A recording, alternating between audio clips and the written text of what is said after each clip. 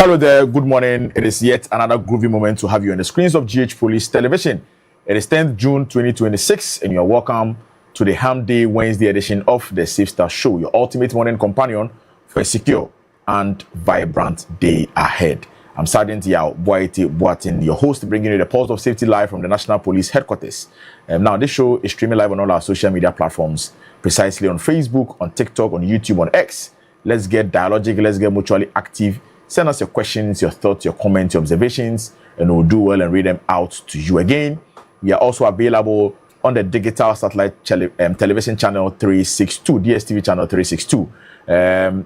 Before I introduce my co-host, let me use this opportunity and then apologize for the late with the start of our transmission on today's edition of the Safe Start Show. We have some technical issues, but then it has been duly resolved by our technical experts. And so, joining me this morning is my co-host, as we usually do, policewoman Sergeant Teresa Ado, the unfortunate Teresa Ado. Good morning, Tess. Good morning, Sergeant Boite. I hope you're fine. Very good. Hope you're doing well too. I'm also doing excellent. Thank God. We are back at it again. Yes. Yeah. Today happens to be a sunny Wednesday. I know, right? So I think yesterday we still had the rains coming down. That's so true. Yeah, and as you know, when the rain comes down like that, we are a bit uncomfortable. Looking at the recent flooding situations we've been recording or experiencing right. within our respective areas. But then today it promises to be a sunny day, because around 6:30, 7 a.m. The sun came out, giving us a sign of good happening. Right. Yeah. So we pray it continues till the end of the week. It will, certainly, yeah. All right, so we are ready to kickstart your day safely. Whether you are thinking about navigating your way around by way of anticipating some heavy vehicular traffic from where you live to your respective destination, or you are planning your weekend because today you are almost half through within the week. Don't stop anytime soon because the best is still ahead. We've got you covered. We'll start off with our traffic updates where my colleague Sergeant Joseph Brima will be bringing us an earlier report when he visited the SEPS traffic lights on the high streets. He's back in the studios with us. He's going to tell us what really transpired earlier today. We're also moving with our police today, where police-related stories that are shaping our communities will be served to you, and our colleagues are right here with us in the studios. We'll also be moving straight to the police hospital when it's time for your essential health tips. We'll bring you a comprehensive presentation on a particular subject that is so important to your health developments. And then, with our big conversation today, Tess, we are receiving the director at the CID headquarters who is in charge legal and prosecution, right? Yeah, ACP Mr. Alexander Odonko, right, to tell us about what bail is all about, and then how it is practiced. And so today, join us when you have any issue when it comes to bail. I believe that in one way or the other, you may have visited any police station to even bail out a colleague or a friend, where you are told to, adhere to some standard regulations. You ask yourself why police officers keep telling you to do A or B. Today, we are going to receive the director legal and prosecution at CID headquarters to elucidate what bail policy, the policy of bail and how it is being practiced here on this platform. And then as well, we'll take time to celebrate police officers and their loved ones who are celebrating their birthdays in the month of June, where we share in their excitement and joy as well. And so this and other things you should expect on today's edition of the Safe Start Show on GH Police Television. We are going for a quick break. When we resume from the break, we will keep up the ship sailing. Remember that a safe start leads to a great day. Stay on, we'll be right back.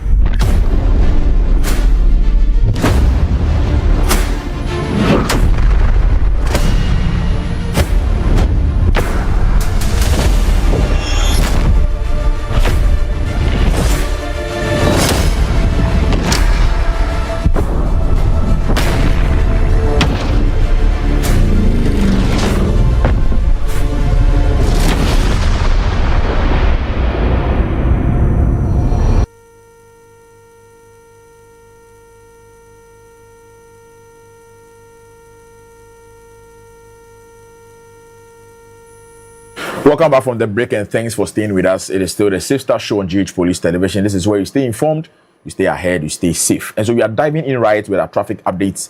And as I mentioned earlier, my colleague Sergeant Joseph Brima is back with us in the studios after visiting the SEPS traffic lights on the high streets in the Greater Accra region of Ghana. He's going to tell us what really transpired earlier today. Good morning, Brahma. Good morning, good morning. I hope you're fine. I'm also doing fantastic.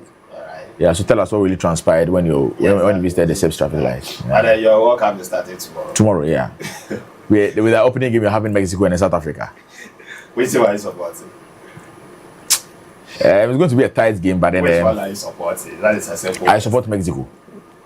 You support Mexico? Yes. Okay. No further comments. I'll meet you backstage. All right, I've heard you. Good morning. And then you're welcome to today's traffic update on your Safe Start show with me, Sergeant Yusuf Brahma. So just as Sergeant Yabwete what he mentioned, we are just returning from the SEPS traffic intersection on the High Street, where we'll be bringing you the traffic situation there and then going into the day as well. But then before that, let's look at the traffic situation around the National Police Headquarters. So from the Danquah Circle to the Ghana National Fire Service traffic light this morning, there's a bit of traffic there.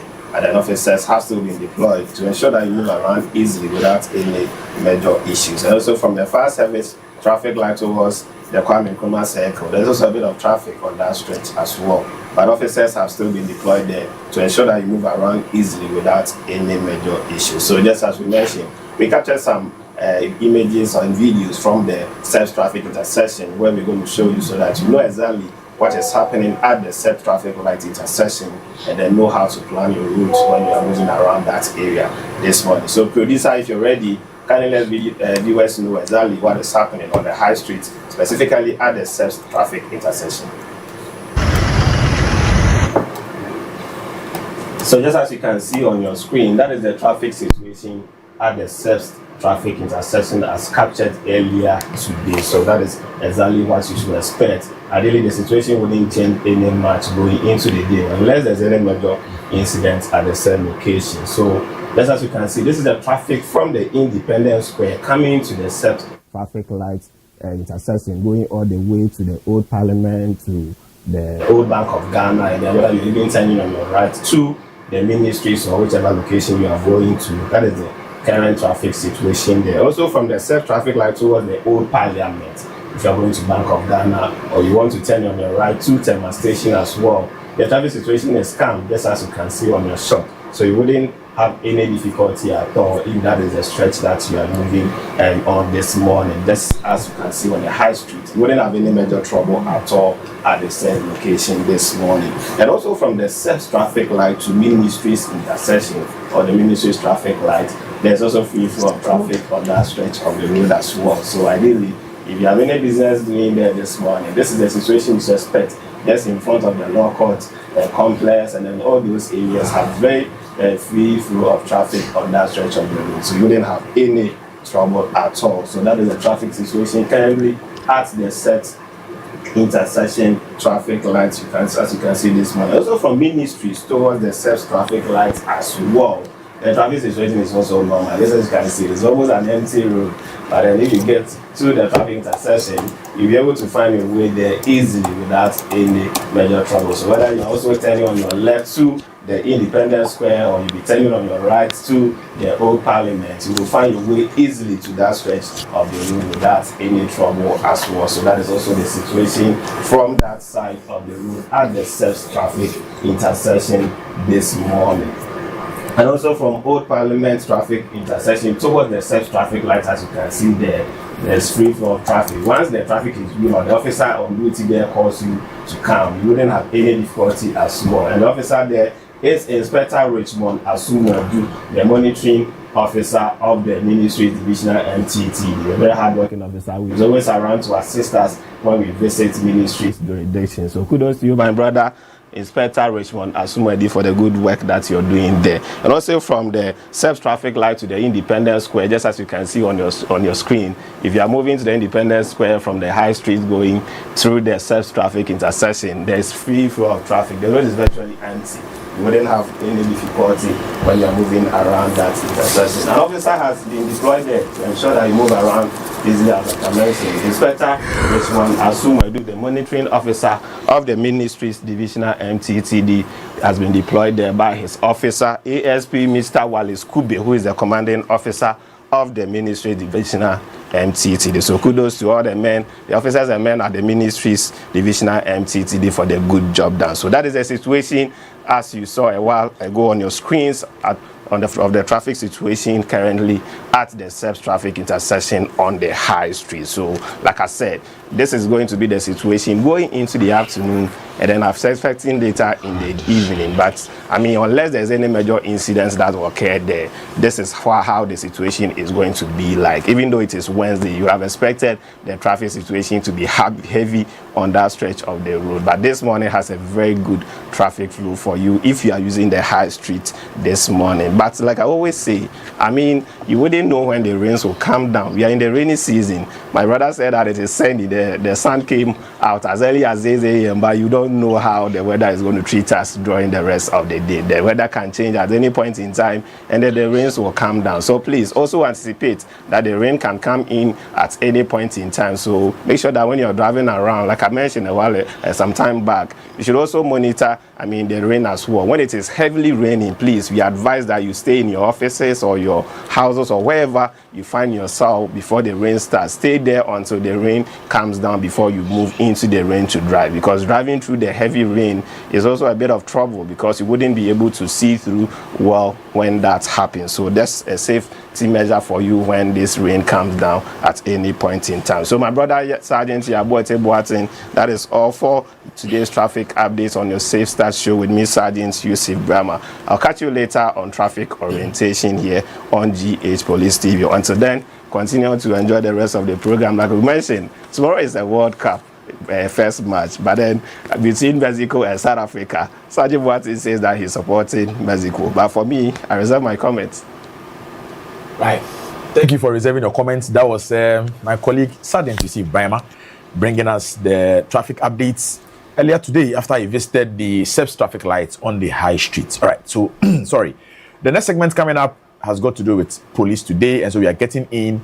I mentioned earlier that our colleagues are already seated with us here in the studios. They're going to serve us with police stories that are shaping our communities from or coming from the previous 24 hours. But before that, enjoy this break. When we resume, we'll dive in right with police today.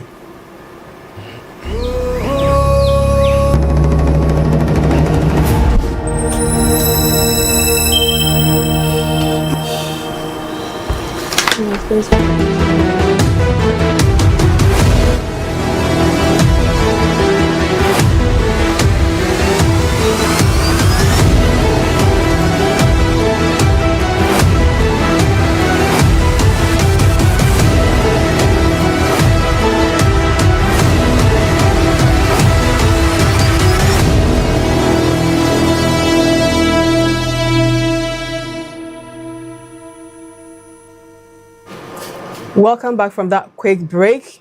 It is time to bring you police today, stories that are shaping our communities. And to do that with us are police officers Inspector John Terry Wisdom and Sergeant Kwesi Tewia. Good morning, gentlemen. Good morning. Good morning. How are we doing? Yeah, great. Yes. Great. It is midweek. Yes, and I know we have a lot of stories to actually share with our viewers out there. We have made some strides as well this week. Please. Yes. Take us through. Yes, as usual, you know, police, we are up there and we have up our game once again. So we will bring you the latest updates. Please go ahead. Okay, so this is police today on Safe Start, and this is our first story. I am Inspector John Terry Wisdom. Police arrest teacher seen in viral video assaulting female student.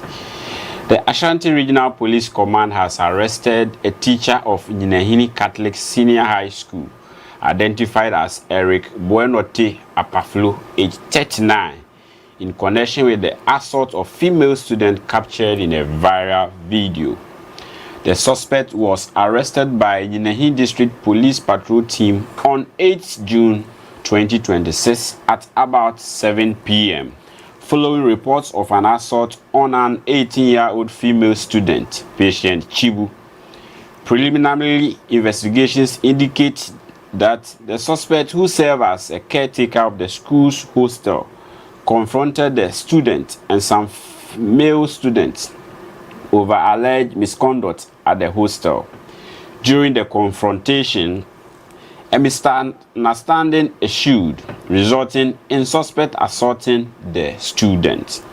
The incident angered some students who allegedly pelted stone at the suspect and invited some youth from the town to the school hostel in an attempt to attack him. The situation was, however, brought under control through the timely intervention of the police patrol team. A police medical report form was issued to the victim for medical examination and treatment, while the suspect remains in police custody assisting with investigations. The Ashanti Regional Police Command urges the public to remain calm and use lawful and peaceful means in resolving grievances and disputes. This was signed by the Assistant ASP Augustine Entry. He is the staff officer for Ashanti Region. Yenu yanuma prosifo ewo Asante Mantemu achire nyinahini Roman entwasosu ku cheche ni bia ya friend say Eric Boynote Apaflo awadi enfie eduasankron wobru school ni ba bi ma eho enfidie anase kasafo nyine beda abefo ntetan fidie eso wochiro no ewo ayahom bobo semene da etoso enwatwe womfie mpemienu ene aduano ensien ye mu anwumra beye nonson bra nyinahini mansini na prosifo a wo mpempe ewokuro no mu enya amane se wa bru school ni ba bi ani din the patients tibua wadi enfie edu enwotwe no ehwemu edikan no ekire se otechenu no ana ohwe school no edan bi a adesuafo no edamu na one adesuafo no binom edi nkomo efasubambone bi a na eda di a emfata se woda na di ewo saa bia ye ho saa nkomo no mu no na kasakasa bi eba ye ema school for no ene otecheni no nya ho kasakasa nam so ma oni abayo patience yi enya ho ntokwa ode bro no posa asem no ehye disuanfo no ebie bufuo pa ema wototo abo ede bo checheni no esan so frɛ edom mrantie bi efrikro no mu se womra da bia edan no school dan no ewo no na womeboa na nka onye ochecheni no eso dom nenso aprosifo ema wona se eye hare a oba ebetwitwa jesa ochecheni no prosifo no ede krata ama oba no se onko ayaresabia enko hye na pomodin mu na fe onya ayaresha efata sabre die ochecheni no da so wa prosifo nsemu a obo ama ye nhwehwemu Asante Mantemu prosifo sre omanfo nyina se menteme wase ana se entokwa bi eba wontemu a wonfa mra kwan so enso ano sense eno ye echense ode basabaye ebeba. Now to our second story. In Kwanta, District Police Command investigate murder incident at Kerry. The Inkwanta District Police Command has commenced investigations into the murder of Thomas Adon, age 36, at Kerry in the Inkwanta South Municipality. On 8 June 2026, following a report that a man had been shot and killed, a joint police military team proceeded to the scene. The body of the deceased was found lying in a pool of blood with multiple suspected gun wounds. A search of the area led to the recovery of piece of wood, 15 spent cartridges, and 5 live BB and AA cartridges, which have been secured as exhibits. The body has been conveyed to the St. Joseph Hospital mortuary in Kwanta for preservation and postmortem examination. Investigations are ongoing to identify and arrest those responsible. The joint security team also engaged the chiefs, elders, and family members of the deceased, expressing condolence and assuring them of a thorough, impartial, and professional investigation. Residents were urged to remain calm, cooperate with security agencies, and refrain from acts of reprisal that could undermine the peace and security of the area. The Inkwanta Joint Security Team remains committed to ensuring that the perpetrators are brought to justice and encourage the public to provide any credible information that may assist ongoing investigations.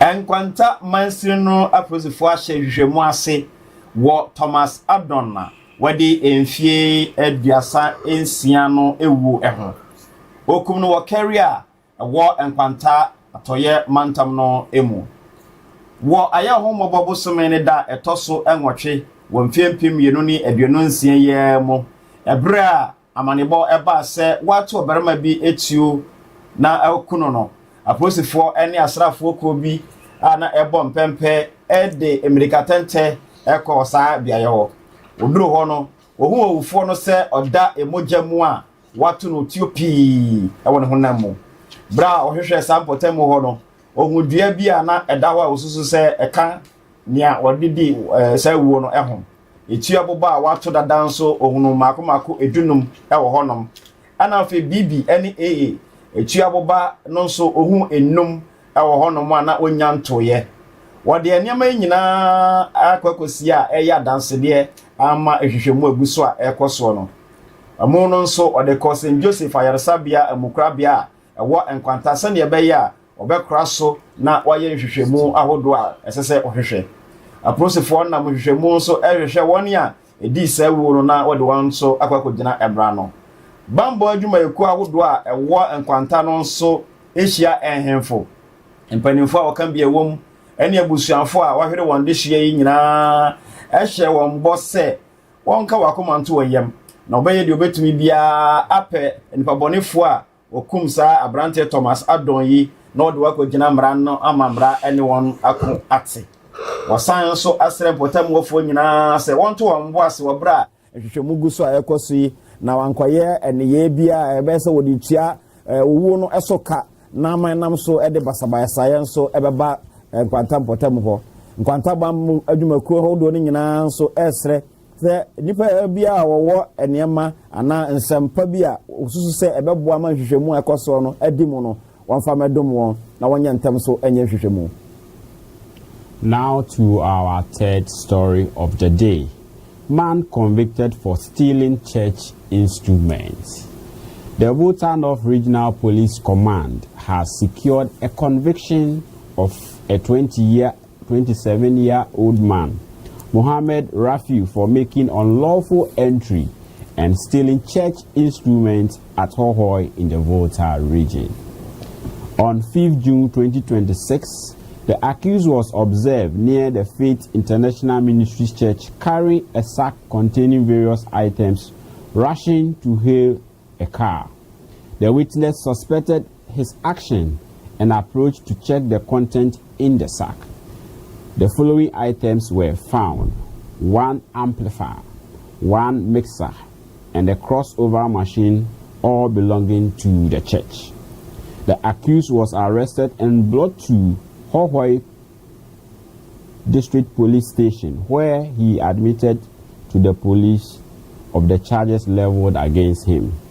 On Monday, 8 June 2026, the accused was put before the Hohoe Circuit Court, where he pleaded guilty on 2 counts and was convicted and sentenced to 3 years for unlawful entry and for 4 years of stealing. Both sentences are to run concurrently. The Volta North Regional Police Command urges the general public to immediately report any suspected criminal activities to the police for immediate action. This was signed by the Public Relations Officer for Volta North Region, Hohoe, Inspector Felix Kwao. And this happens to be our last story for today. From Mantelmo, a TV former process Abokwa Dua Masimdibiano, Ejina so Abu Mohammed Rafiwa, Wadi Enfie Edwin Son Watain, Wakronubia, Okoboye, Ewo Asondem. Wa aya homo bobo semene da etoso enum emfiempem yenu ne aduonu nsia yemo enkrofo hu oberema no ewo Faith International Ministry asore dan ho se wonenam ho ene hu ne ya oda adu ho no hu se da bibi nkoye enti obopri no bra na osoboto a ope entem apekal ede akro ena wo hwehwe niam anu mu hunu se eniam aso no egu boto no no eye amplifier baako equalizer baako ana face mixer so baako ana crossover fidie so baako a saa nneɛma yi nyinaa ɛyɛ asɔre no ɛde a na wakɔsesa gu bɔtɔ mu a wɔde edwaneɛ wɔkyerɛ no ɛde no kɔ hɔhɔe apolisifoɔ adwumayɛ bia ɛna ɔka wɔ apolisifoɔ no anim sɛ nokorɛ saa nneɛma ɛso no nyinaa ɛyɛ Faith International Ministry asɔre no ɛde a ɛna wakɔsesa de agu bɔtɔ mu ananka wɔde edwane wɔ ayɛ ho mɔbɔ bosom ne da ɛtɔ so ɛnwɔtwe ɛwɔ afiyɛ mu no wɔde no kɔ hɔhɔe mansiri no asɛm dibia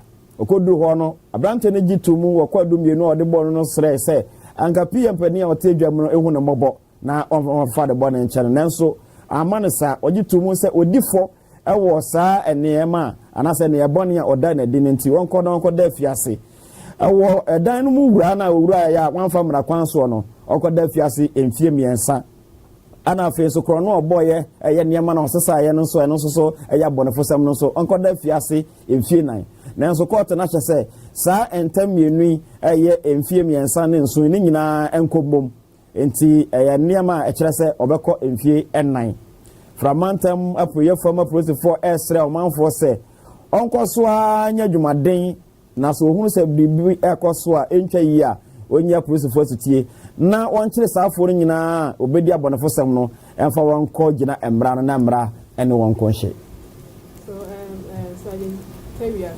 so now we into me the best start also home to say see I the corner bono ra nyamia sorry fie and ojo hu a won tia I mean wo chefa wo say na how do you nwanwamom yim say nka agya nyamia sorry fie de nka ye awoje bia ene bia ya abonefo nyina adwane de won ko hinta ko hwe nyamia chi kwan nanso say bedroom pempen so say obi ba kwa so dem pa so ko bokro no de na kese nipa no wa bokro no na we dare mu woni atenka de bia obro ne be ka se conscience cross e be bu no fo enti no obetime nya sa kokodro ne nam ye ne se asori fie na fe de akro no bo e be kwa kodro ye da mpota mo fo nyina se wo hwe yi a wo ye na wo hwe te bia na branche ne nam no wo se ne niam a o ye ne ntwetwam ana se etwetwe aso na wo twepini ye na wan tiana na wotu na monkoje boto hwehwe mu se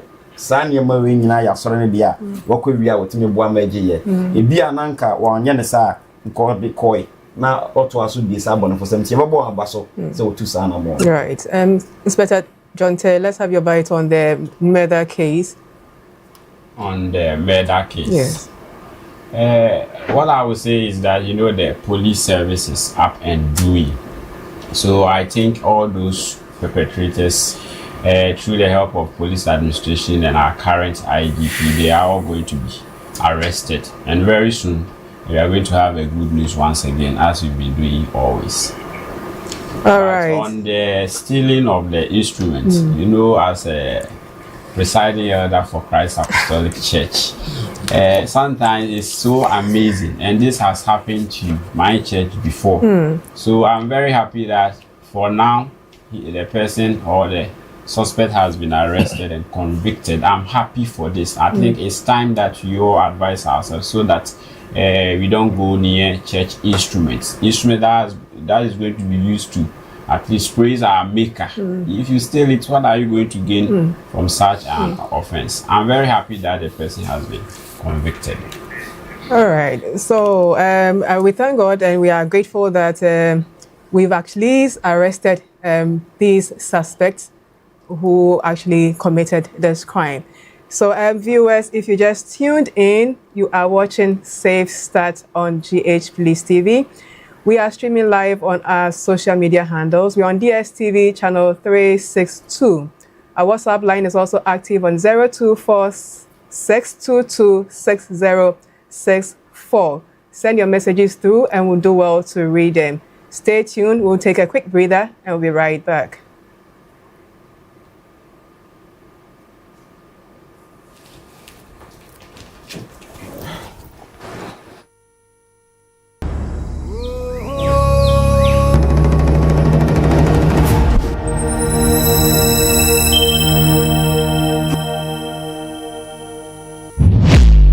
Are you aware an invisible eye is watching you?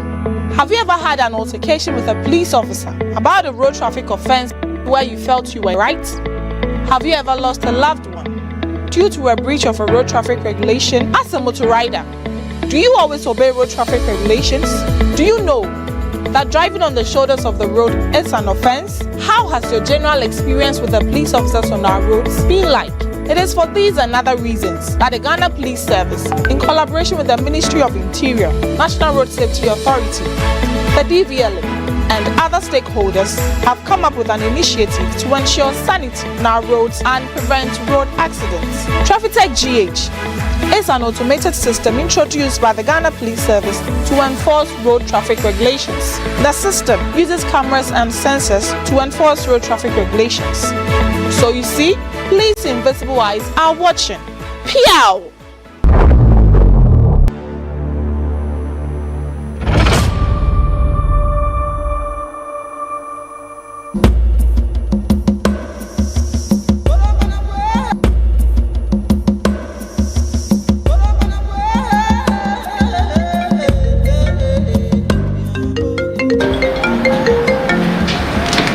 Hello. Hello, Nana Joa. Hey, only I'm at home, can't you? What is say? Namia do more, but on away. Abdomo, a mega yo-yo, with schoolmate. What's home, can't you? Hey, it's a sad dear. You say my cookie or Canada. Wow. I couldn't be up, and no point in I'm sure number every week. Company no air pay into my 4 or Canada. Now, she said, a woman is say, company no bit ya in half. Now, pay man so you have 80,000. And no sana at Mama, Madame Fubia could be a Canada. Nana Chamaboga. Monsieur Quina Abao, a good year to man say, Miss Meeting me free Ghana, about the Canada Canada. Oh, no say a mere one in a say company no. Or moving to your sick, or moving to your half, I'm just made to your half. Into the main young woman. Nana, you to the other. Say, in Paponophobia or Maba. Or Papa Catcher will say, or Canada, and then say, or France, Empo, Abuchim Kuna Caribbean. Now, Catcher will say, Aquanyaba, Inti, Aquanian, agent, a war, Nigeria, Cote d'Ivoire, and answer Burkina Faso, Inti Fao. Now, when you're on Grata, the Hona will be and over Canada, and answer France, and answer Abuchim Kuna. Now, Naka Sape, Sinibu, a drop. Hey, you go do her. Or bet you wash it then. Or bet you who's again now. We can't go to put in our budget. No, we are. What for so? Or best so it is I want to suffer the Bermuda. Hey, now, say, but when young for 1 part. Come back to sound 1 minute. You can't bet my woman, you bet my position, you bet my woman, bet you by your papa. And you are known for Saquon. Let me to Ghana for you now. And to me, I know, Mamma Maninda, Namma Uncle Tossa and Pabonino, and then the Paboniform FD.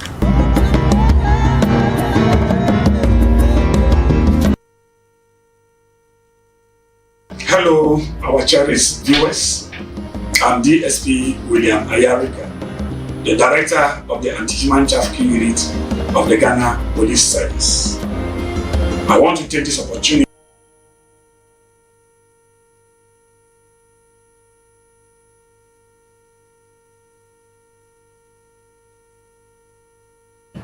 You're welcome back from that break and thanks for staying with us. That was Police Today, brought to us by our very own colleagues here at the Public Affairs Inspector John Tay Wisdom and then Sergeant Kwesi Tewia. Now, let's get in with the essential health tips. And so we are moving straight to the police hospital where Assistant Superintendent of Police ASP Madam Teresa Safu-Bonsu of the Family Planning Unit of the police hospital is ready to give us a presentation on cervical cancer. We'll be right back.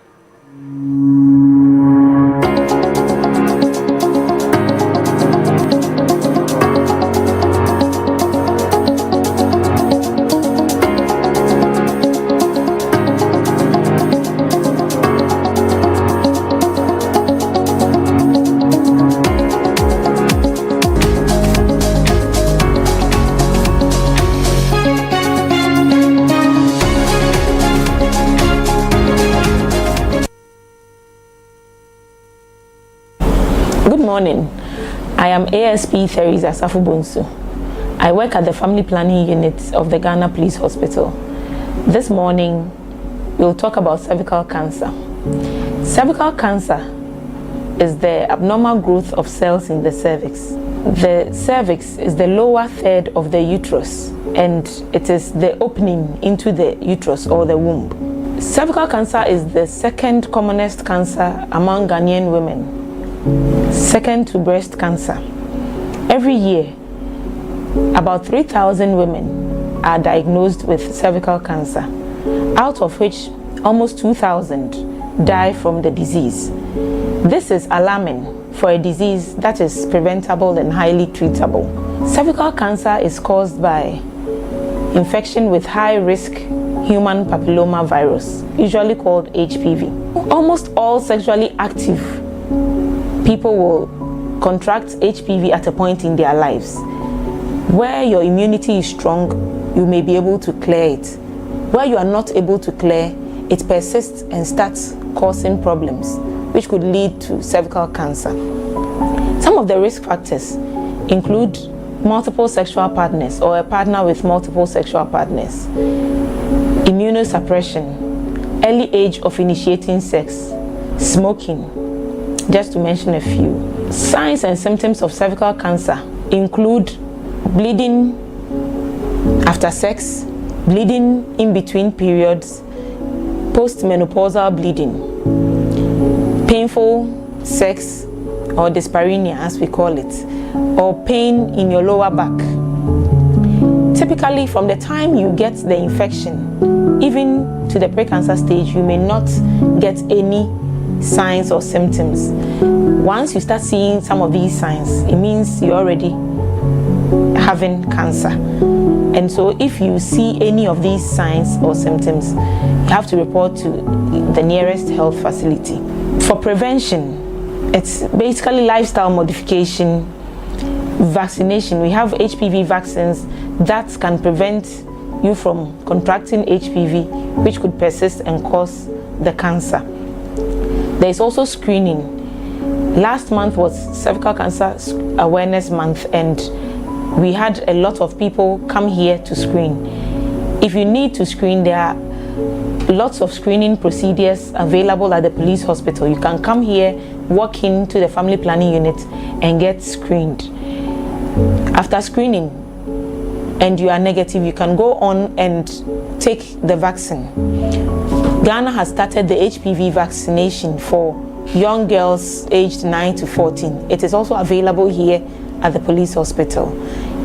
If you are above that age and you want to get screened, you can pay, get vaccinated, you can pay and get your vaccine. If we find something, a precancer, treatment is also available. I want to encourage every woman who has never screened for cervical cancer to grab this opportunity to get screened. Early detection saves lives. Thank you.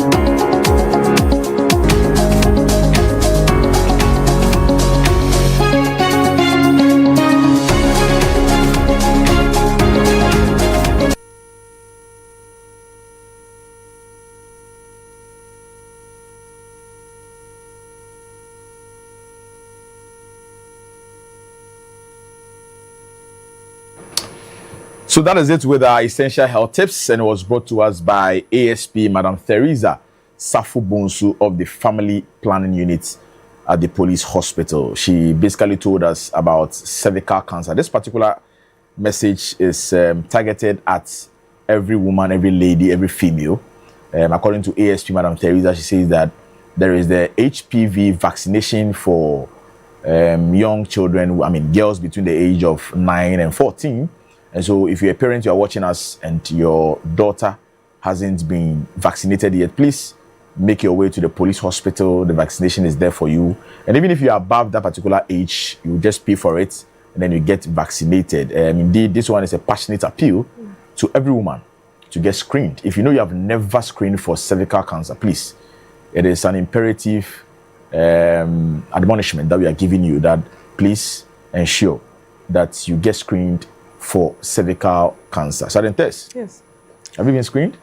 Yes, I would take the initiative from here. Okay. Right. Okay. So I'll take the it initiative means from today, from today, you are just going straight to the police hospital. I'll for try your... and do that. I'll do that. Right. All right. So that is it with our essential health tips on today's edition of the Safe Start Show.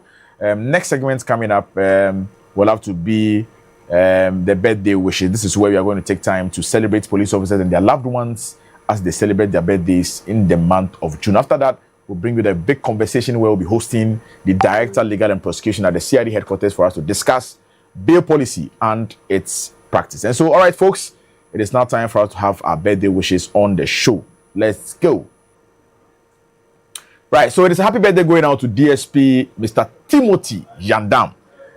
This man is the Parapo, Sergeant Tess. Popularly, we call him Pampro. Pampro. That is his nickname, you know. Right. So every police officer who has been to the training school at the National Police Training School here at the National Police Headquarters, when it comes to Pampro, this one is a household name when it comes to drill in the Ghana Police Service. And so it is happy birthday going out to DSP, Deputy Superintendent of Police, Mr. Timothy Yandam, Pampro, Parapo Police Academy. This wish is coming from all officers and the men of the Public Affairs Directorate. Our message is that may God grant you your heart desires, give you good health and long life. This man is my boss. You know, when I used to be the GAC commander at the headquarters Sentry Post, Pampro was in charge discipline at the National Police Headquarters. You know, at the time. Yes. So this man will instill discipline in you. That's You true. inculcate discipline. That is true. You eat it. That is what we are made of, you know. Exactly. Yes. You know, Discipline is. yeah. So we are proud of you, Pampro, us. as you celebrate your birthday today. Happy birthday going out to you. We pray for more years, strength, and keep shining in all your endeavors. Do have an awesome day as you celebrate your birthday, say. Right.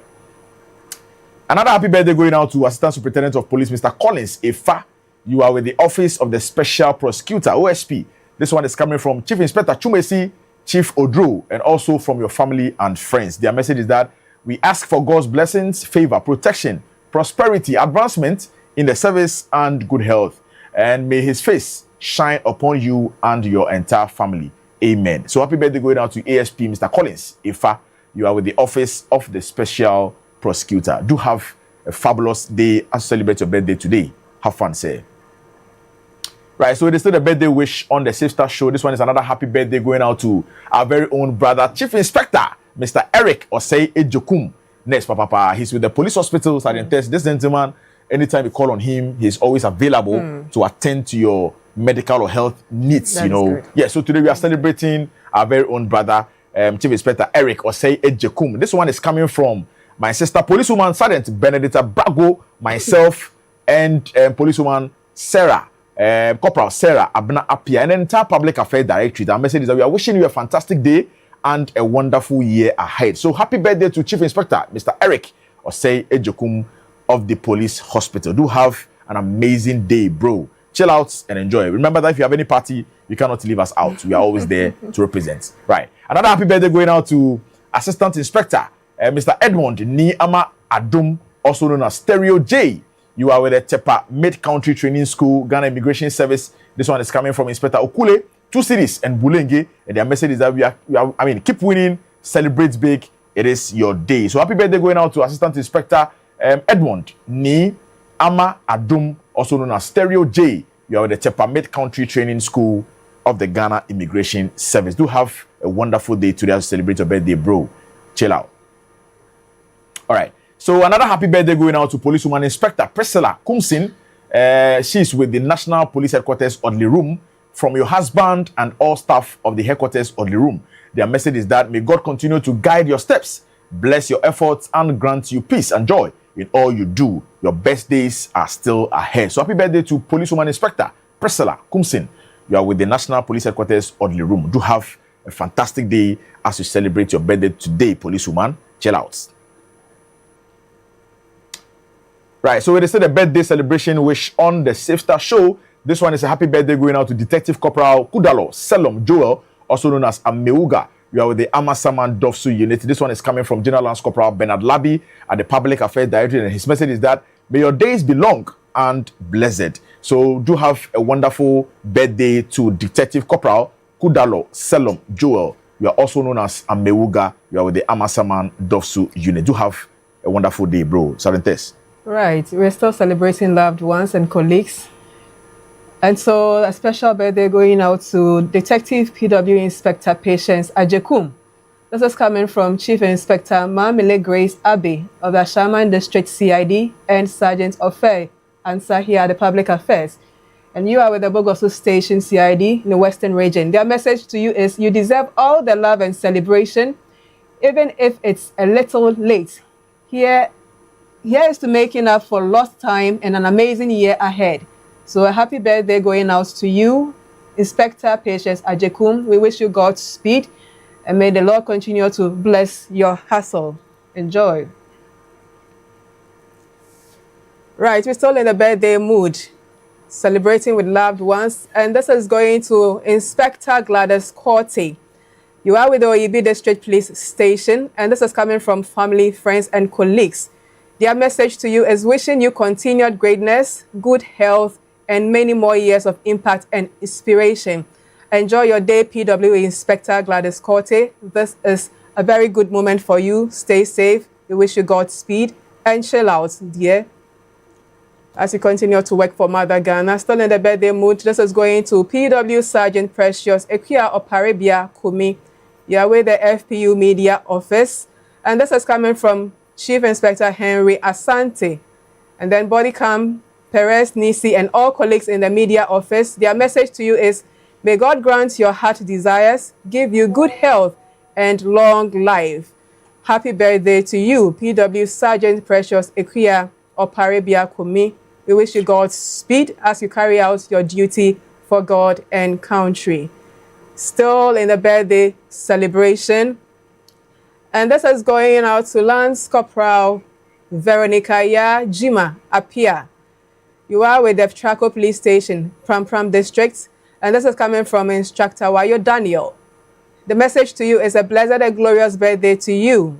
May God grant your heart desires, give you good health and long life. Happy birthday to you, Lance Corporal Veronica Ya Jima Apia. We wish you Godspeed. Enjoy your day, sweetheart. Yes, this is also going to Constable Asante Samuel Jr. And you are with the National Patrols Department, Visibility at National Headquarters. That is coming from family, friends, and colleagues. And their message to you there is, may this year be a fruitful year, and may God's grace continue to locate you wherever you are. So happy birthday going out to you, General Constable Asante Samuel Jr. Enjoy your day, sir. Stay safe as you work to keep Ghana and then the country at heart. All right, so this is the projections we have so far.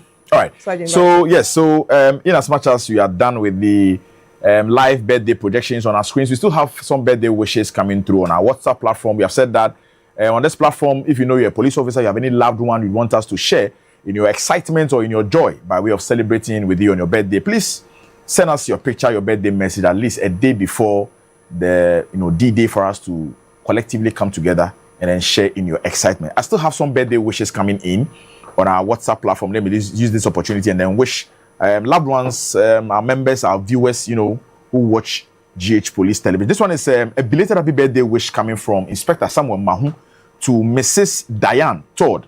Mrs. Diane Todd is the wife of Mr. Johnson Todd, who happens to be the Director General of Escort Security Services. Yesterday was your birthday, so it's a belated happy birthday going out to you, Mrs. Diane Todd. You are the Chief Executive Officer of Royal Waves. You are into hairstyle, massage, pedicure, and stuff on the Sprinters Road. This wish is coming from Inspector Samuel Mahu, and then your very wonderful husband, Mr. Johnson Todd, as well. You are wishing the very best. You are praying for Godspeed, massive elevation in your life and all you do, and then keep enjoying the grace of our Lord. So belated happy birthday going out to you, Mrs. Diane Todd. You are the CEO of Royal Waves on the Sprinters Road. Right. Again, another happy birthday going out to our very own brother here who works at the ICT department at the Ghana Police Headquarters in the person of Mr. Godson Ni Mate, popularly known as Woto. You are with the ICT directorate here at the National Police Headquarters. This is a wonderful individual when it comes to ICT matters. You know, he has the expertise and all of that. So today, we are celebrating with you, Woto. May you grow to become a wonderful person, live under the protection and guidance of our Lord Jesus. So from us at the Public Affairs Directorate, we are wishing you a happy birthday, Mr. Godson Ni Mati, popularly known as Woto.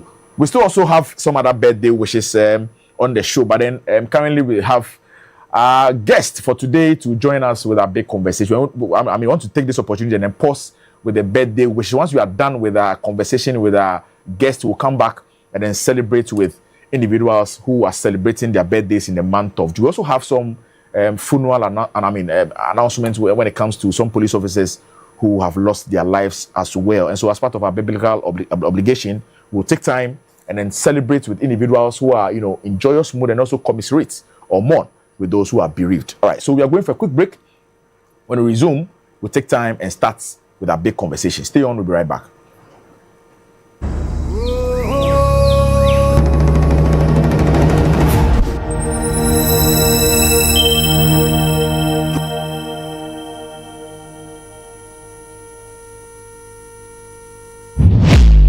Are you aware an invisible eye is watching you? Have you ever had an altercation with a police officer about a road traffic offense where you felt you were right? Have you ever lost a loved one due to a breach of a road traffic regulation as a motor rider? Do you always obey road traffic regulations? Do you know that driving on the shoulders of the road is an offense? How has your general experience with the police officers on our roads been like? It is for these and other reasons that the Ghana Police Service, in collaboration with the Ministry of Interior, National Road Safety Authority, the DVLA, and other stakeholders, have come up with an initiative to ensure sanity on our roads and prevent road accidents. TrafficTech GH is an automated system introduced by the Ghana Police Service to enforce road traffic regulations. The system uses cameras and sensors to enforce road traffic regulations. So you see, police invisible eyes are watching. Pew!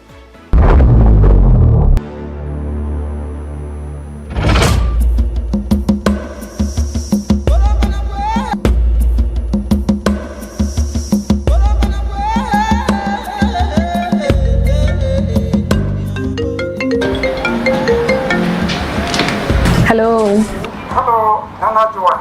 Hey, only I'm at home, can't you? What is say? Namia Dumo, Bokona way. Adumo, a mega yo-yo, with schoolmate. What's home, can't you? Hey, it's a sad year. You say my cookie or Canada. Wow. I couldn't be up and important. I'm sure number every week. Company no air pay and my 4 or Canada. Now, she said, a woman is say, company no bit ya, it will have. Now pay man of sweat you have scanning 80,000 and no sana at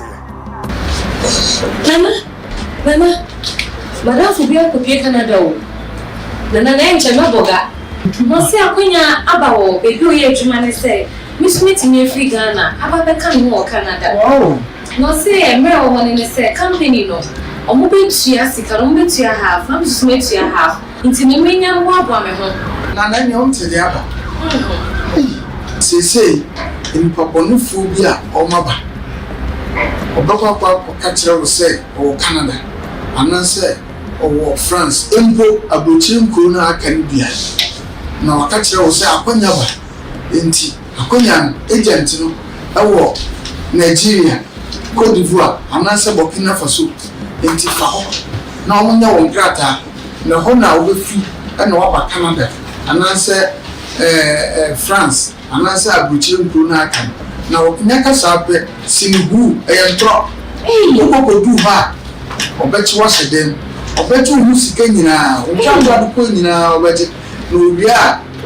What for so? Or best so, it is I want to super Libra. Hey, now, say, but when young for 1 pound. Come back to sound one now. You can't bet my woman, you bet my. Obusheni bet my woman bet you by your papa. And you are known for Sakonia Wilson. Let me to Ghana food enough.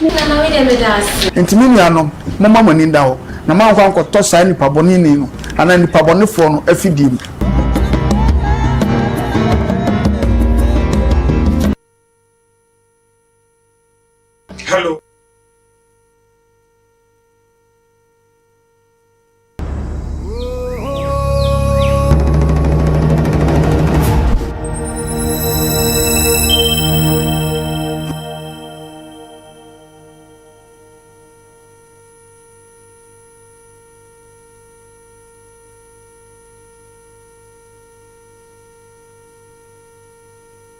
And thanks for staying with us. It is still the Safe Start Show on GH Police Television. This is where you stay informed, you stay ahead, you stay safe.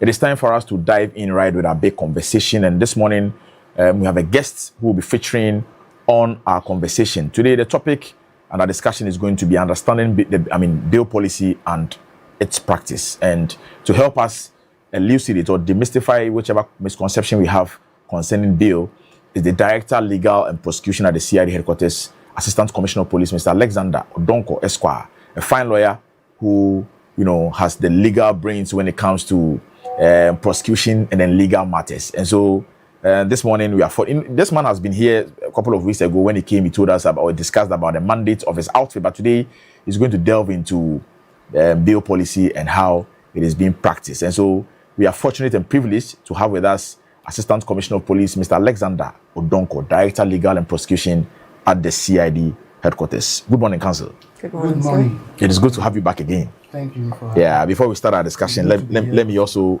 congratulate you on your rank, Assistant Commissioner of Police. Thank you very much. Yeah, now Master has now entered into the Yellow Lion. Well named, the MTN, everywhere. well deserving and well named. Yeah. Thank you. Yeah, so and good morning to Master your came the last cherished- time, he was Chief Superintendent of Yes, Police. yes. Yeah, The so last now time I was he's there was Chief Support. Yes. Yeah. And, Congratulations once again, Thank sir. you. And good morning to your viewers. Thank you so Once much. again. Yeah, Master, so the last time you were telling us about your mandates at the Legal and Prosecution unit at the CID, but today you want to talk about bail. Bail, yeah. Yeah. Briefly tell us what you mean by bail when it comes to criminal law. Okay, so bail is in the nutshell is a process by which a person who has been detained or restricted has his freedom or gains his freedom or release based on certain conditions for the person to either appear before court or a designated police station. Okay. So that is the simplest definition of bail. that I means can. someone has been detained. Okay. Or his freedom has been restricted for the investigations for committing an offense. Now, we put in some conditions for the person to be released.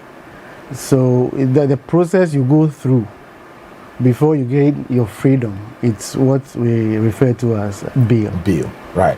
So I believe this one is self-explanatory. Yes, it's easy very for you much. to understand. Very much. Yeah, because if you don't commit an offense, there is no way You are you'll free be to asked walk about. Exactly. But the moment you commit an offense and you have been arrested and detained, it means your freedom of movement has been impeded. But before you are allowed to go, there are some laid down procedures you must go through before you are. Even not, and you allow you to go and we are unable to get you back. It is going to really affect investigations. And so that is what bail is all about. And it's a legal procedure. So Exactly. yes. Exactly. Yeah. All right. So, sir, let's come to our first question. I want to know the specific criteria the CID employs, by way of recommending for or against bail when a person is charged. Very well. So there are various things that we look for. Now, the first one we look at is the nature of the offense that has been committed. Now, is it a first-degree felony? Is it a minor offense? So if it is a first-degree felony, then there is a high rate that you might not be granted bail. Okay. So we rather will send you to the court and ask that you are remanded while we continue with investigations. But if it's a minor offense, and we think that first, you are not a flight risk. A flight risk meaning that if we grant you bail, you are likely to abide by the bail terms. And you have sureties. Now the sureties must be independent, of good character, and of sufficient means. Okay. Yeah, it means that the surety must have the means to pay or abide by the bail terms as he has accepted it. Because if he's a person who is dependent on somebody, he is not employed. It means that the condition, if the bail amount, you don't have the means to pay. If the person abscond, then we are likely not to grant you bail to such a person.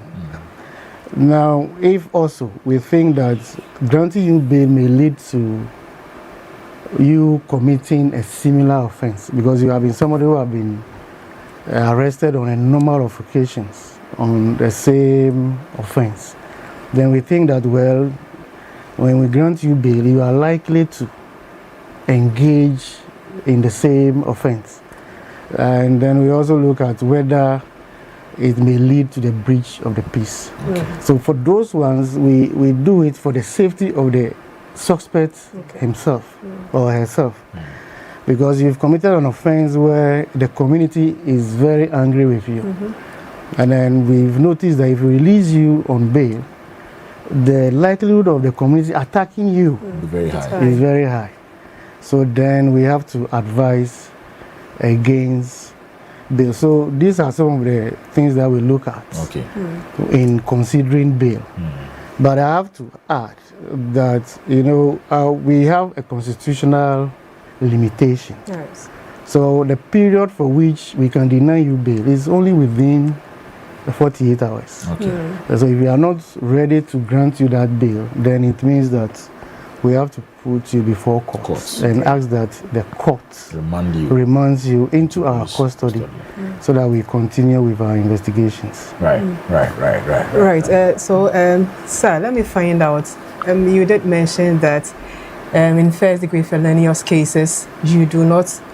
We don't advise bail, but we actually had a judgment with Martin Kpebu. Yes, and I don't know if you can. Making every case is bailable now. So if you can really distinguish between that ruling and then. Yes, so Martin Kpebu's went to court. I mean, previously there was that is section 96(7), which provide for specific offenses that are not bailable. What it means is that if we arrest you on suspicion for committing such an offense, the consideration of bail shouldn't come in at all. And that's to do, I think, murder, we had rape, the terrorism and other offenses. So Martin Kpebu went to court and indicated that, to the Supreme Court that the refusal, I mean the provision is against the Constitution, the freedom of the arrested persons. So the Supreme Court, yes, struck out that particular provision and declared it as against the Constitution. So yes, for now, there is no offense which is not bailable. But that is when the matter is before courts. We have 48 hours, as I've indicated, to investigate a matter. So within that 48 hours, because of the nature of the offense, because it's felonious, then we on our own, we would rather prefer that we'll put you before the courts so that you make that application in the courts. If the court thinks that, well, you are entitled to bail, then, but within our 48 hours, yes, we will advise that if you have committed such an offense, then you are not considered for bail, unlike someone who has assaulted someone who has come into our custody. That we may think that, well, assault is a misdemeanor. So whilst we continue with our investigations, why don't we grant you bail while we do the investigation? Vis-a-vis if you commit a rape or a defilement or a serious harm, that a person is at the hospital. We don't even know what will happen to the person. The outcome. So then it will be very unadvisable to grant you bail, because if you jump bail and the person dies, we may find ourselves in difficulty. All right. So on the back of that, Sergeant Boyte, I'll be glad if Master can also let us into the time frame, the 48 hours.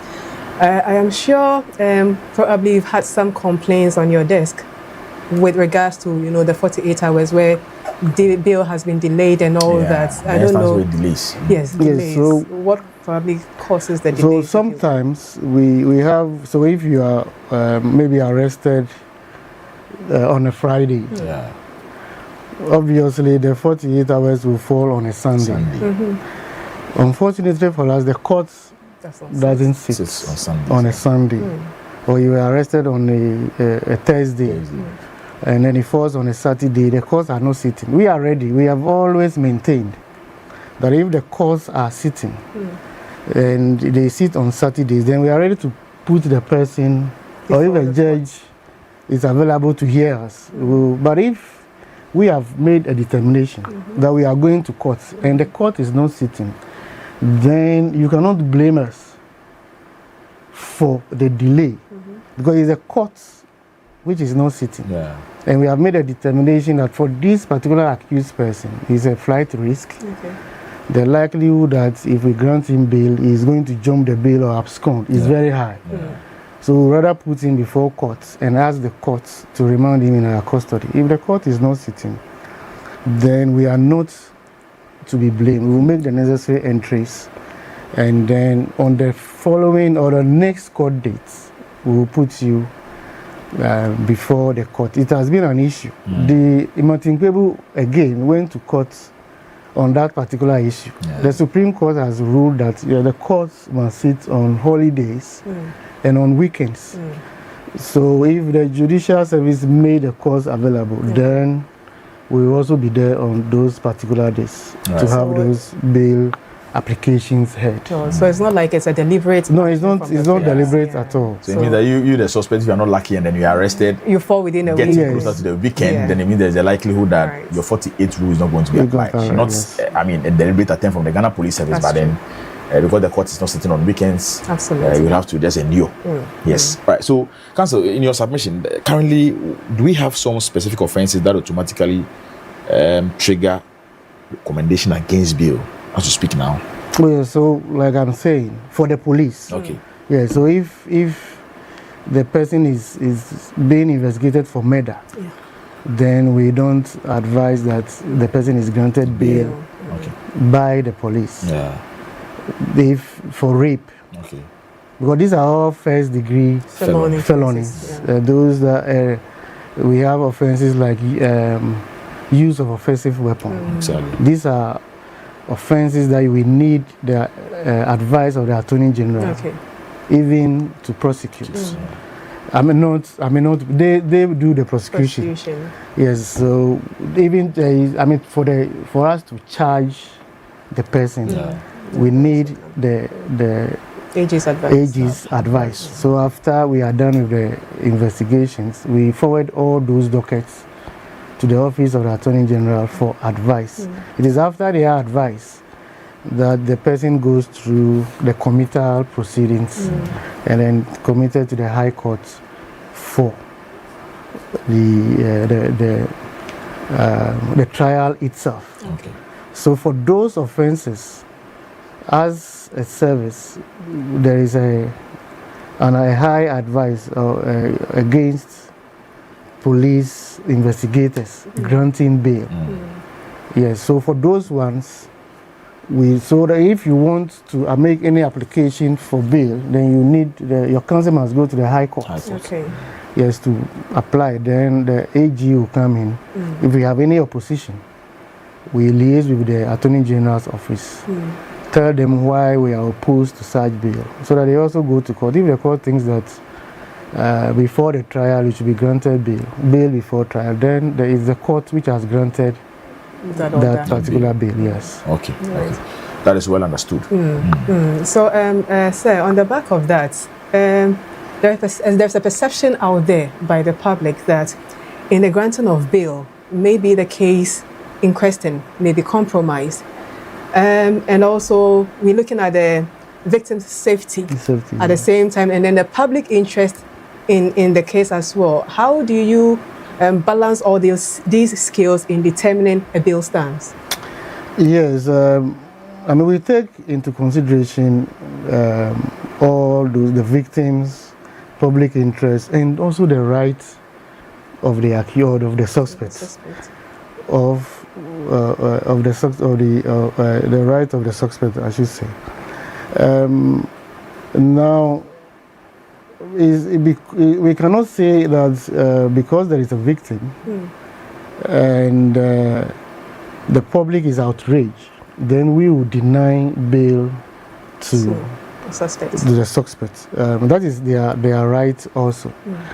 So we normally engage the victims that, well, for this particular offense, we are not done with the investigations, and we believe that the proper thing to do is to grant bail. If the determination is not to grant bail, then we go to the court, as I have already said. So one of the reasons for which we go to court is what you refer to, that the suspect is likely to interfere with the investigations. If that is our fear, so that if we take something like an incest or a defilement where the people live in the same compound, then we think that because of the relationship, the suspect might have some influence over the victim and even the mother. The family members. The family members. So the best thing is to pray for remand for such a person to be kept in our custody. So it's one of the, but it's like you say, it's just a suspicion. But most often, those things really doesn't happen. But it's not even only the suspicion, but there is also the thinking that if the person is granted bail, then it means that the police might have compromised the case. But like I've just said, I've said previously, we are working within a constitutional injunction. We have only 48 hours to make that determination. It's a very short time to complete an investigation. And sometimes when we rush to court, it rather affects our case. Because then the case has moved from the police station and it's at the court. If there is no, if let's say the court grants bail and there is no condition of the bail for the accused person to be reporting to the police, you call him that, oh, we need you for so and so, and he tells you, well, the case is in court. My lawyer says, well, since the matter is in court, I shouldn't, we should resolve everything in court. So we prefer that, well, to do a very good job and conduct a better investigations. We rather grant bail, those that we think that we can grant bail, so that we can do a thorough investigations. And then when we go to court, we know that we have a solid case against the person, rather than rush to court. And at the end of the day, we lose the case. Yes. So we normally plead with the complainants and victims in cases that they should have the trust in the police that we are going to do, unless you suspect something, then you can use other channels to have them addressed. Yes. Right, Counsel, I want us to come to the big conversation. I think there is a serious myth when it comes to bail. People are of the view that, in fact, when I had opportunity to engage some individuals or residents in communities, this particular question kept popping up. That we claim bail is free, but that is not the reality when you get to the police station. And once counsel is here, Director Legal and Prosecution, I want him to really demystify that misconception now. First and foremost, do we have types of bail? Yes, we have. We have bail. So we have one that there can be a justification. So the justification itself has two types. We have justification with surety and then with property. That the bail sum that will be placed on a bail, you bring a title document which shows that it's worth that amount. Then the one with surety, it's for the person to show that he is worth. There's no property attached. But he is worth that amount. So that if the person goes against the bail condition, he will be able to pay. That is justification with. Then we have an open one, where we just take two sureties. Now there is also one that is done in lieu of, that is, you deposit an amount instead of a surety. Okay. You pay an amount into the court. Okay. For that, the police administration, if you look at our service instructions, has indicated that we cannot use that particular type of where you are supposed to pay money, and that is done by a surety. Yes. So the accused person, okay, can say that, well, instead of me bringing two sureties to sign my bail, I would rather pay these amounts okay, into the custody of the court, okay, so that I can have my freedom. And that is allowed in the court. Okay. Now, if you go to, I think, SI 177, it is clear that for police officers, we are not supposed to grant that particular kind of bail. Even in the court, there is a practice direction on bail. Okay. The Chief Justice practice is clear also there that should be optional to the accused person. Okay. To say that you, the court, cannot say that I am granting you bail and so pay this amount of money. That is what the law says, but the practice direction is saying that it should be optional for the accused person. For the accused person to say that, well, I would rather make a payment. Rather than bringing a surety. Yes, rather than bringing it. So if the court agrees, then we are. So for us, no, we don't take. It's not like other jurisdictions. I think we hear those ones from the US especially. Exactly. Yeah, where people make bail and they are made to deposit a particular amount in court in lieu of the bail. But we don't have such a practice in Ghana, except the courts gives that condition. I did a case, and it was an accident case. It was a fatal case. And that was the condition. I think it was 100,000 Ghana cedis that the court indicated that the accused should pay into court, in addition to, I think, one surety or something. So that if you jump bail, we will just go for a forfeiture and have that money forfeited to the state. The state. Yes. Okay. All right. So, Counsel, by year of practice, people, I mean, our church viewers are very keen on this particular subject matter. They are alleging that there are instances where they get to the police station to grant bail. They are saying that instances where investigators ask them to pay a specific amount to police officers before accused persons are granted bail. Well, that is illegal if that is the practice. Okay. As I've indicated, the SI is very clear that we don't take money as a deposit even to grant bail. So if anybody is making a demand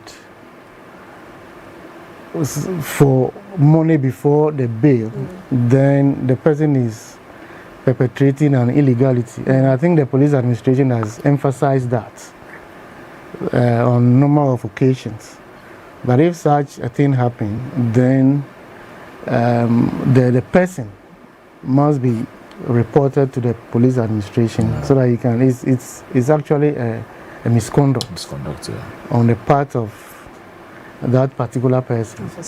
Yes. So, but what I know is that some people make restitutions at the police station. So you have been investigated for defrauding by false pretenses, which is largely a monetary matter. Then you decide that, well, I want to make payments instead of the matter going to court. You rather make restitution to the complainant. Yes, for those ones, because sometimes we encourage settlements. Yes, people make restitutions. I don't know whether that is what they are also referring as making demands. Demands, yeah. And there are occasions where the people said, okay, I want to make a deposit for you to know that I am serious in making a restitution. Exactly. So then let me even pay something down to show that I am serious and committed. Before you even grant me bail. Yes, even though sometimes we don't encourage it because we are, and most of the people who come to the station, strangely, are rather interested in their money rather than the matter. Police officer, can you please let me help me recover my money? So when we tell them that, well, we are not even here for that. Yeah. Our main duty is to investigate. If we find out there is an offense committed, the person is put before court for the person to be punished. Exactly. To serve as a deterrent to others who intend to do that. Normally, the usual phrase, maybe a mistake can pay. Yes, so sometimes, I mean, we take into consideration some of these things and then we allow those settlements to happen. But it's not that demands are made before bail. But if that is what somebody has done, then that is why we have PPSB and others that you can report to for investigations. And then if it is found out that the person has done that, I mean, a service inquiry can be instituted against the person. Yes. Right. Okay, so thank you so much. If you just joined in, we are having a fruitful conversation with the Director Legal and Prosecution at the CID headquarters, Assistant Commissioner of Police, Mr. Alexander Odonko Esquire.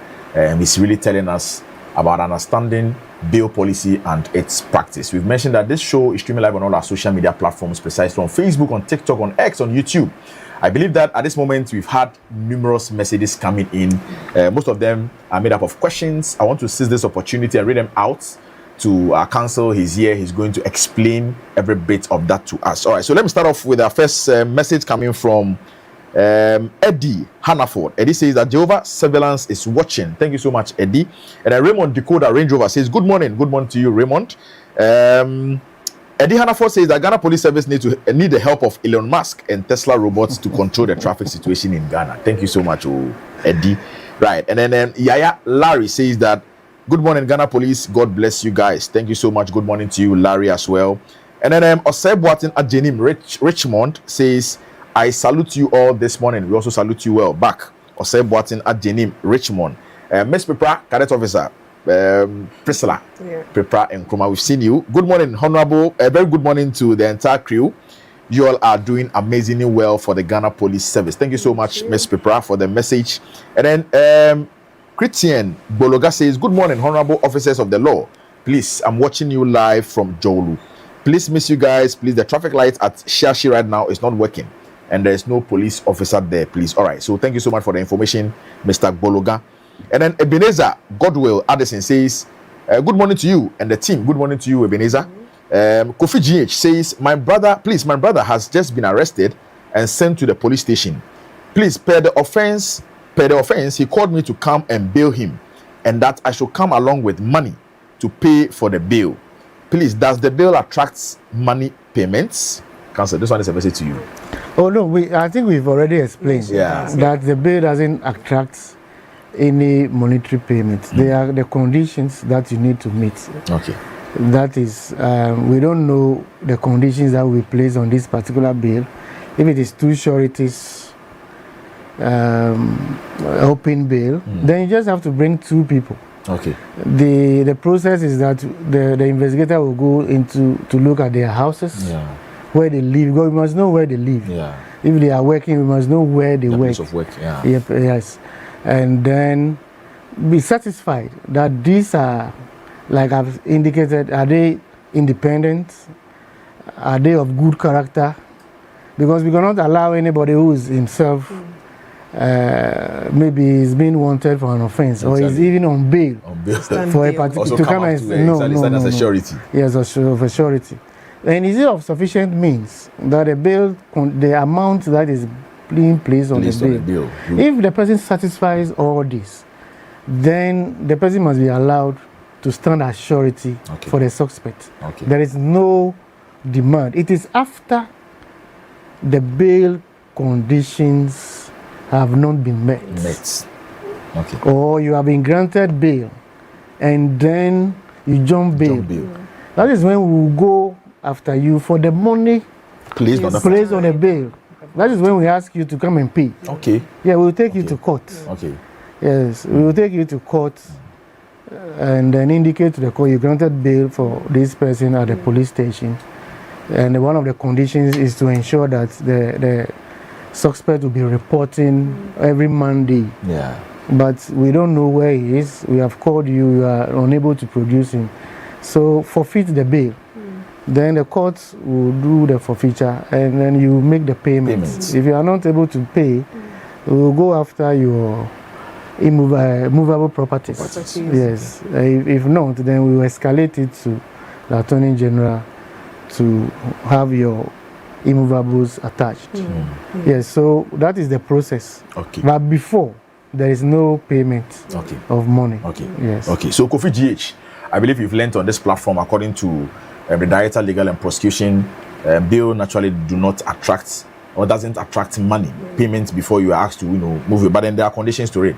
The reason why they place money on the bail is that if you're unable to reproduce the suspect after granting his freedom, him or his freedom, that is where you are asked to forfeit the bail, and then the court directs you to make the payments placed on that particular bail. But then from your message you've just sent to us saying that you want to find out if the bail attracts money, that is a big no. This one is also coming from Christian Bologan. He says, good morning again, please. Why is it that payment is always on bail, please? That one has been explained as well, Mr. Bologan. And then Sapon Abramovich David says, please, do you have to pay before releasing someone from the police station? No, I mean, that is a big no. Yes. So, Mr. Abramovich, that is it. You are not supposed to make any payment to anybody before the person is granted bail. Okay? All right. And then Raymond Dakota Range Rover comes back and says that if a victim is kept in police custody for more than 48 hours within working hours, what charges will be leveled against the police? Watching you live from Tema Community 4. Right, I think this one, council has also explained that one as well, that it is not the deliberate attempt from the police to keep someone within the police station more than 48. But then usually when you are arrested and then the 48 falls on a weekend, and then the court is not sitting on a weekend, that one will have to endure. Well, there is a holiday. There's a holiday. This one has to do on the working hours. Okay, so all right. Okay. So this one is talking about a working hour or working day for more than 48 hours. No, so there are also situations. Let's say so we've taken somebody to court. Let's say just this morning. Yes. Maybe you've gone to court and then the court is not sitting. You are ready to go to court, but you go. Maybe the judge is sick. The judges are on course. So they are not working. There is no other court. So normally when we go and maybe we have been assigned a particular court and the judge is not available, we go to the registrar and explain that, this is a case that we have brought. We don't want to violate the constitutional rights of the accused. So can you get us a different court so that we can put just for we applying for a remand and for him to make an application for bail. If there is no other court, then that's what I'm saying, then we are not at fault. It is the court which is not sitting. Now, if it is deliberate, then that is where the issue is. So there are a number of actions that their lawyers can take. So you could go to the same court. In fact, you can also make an application at the court while the person is in police custody.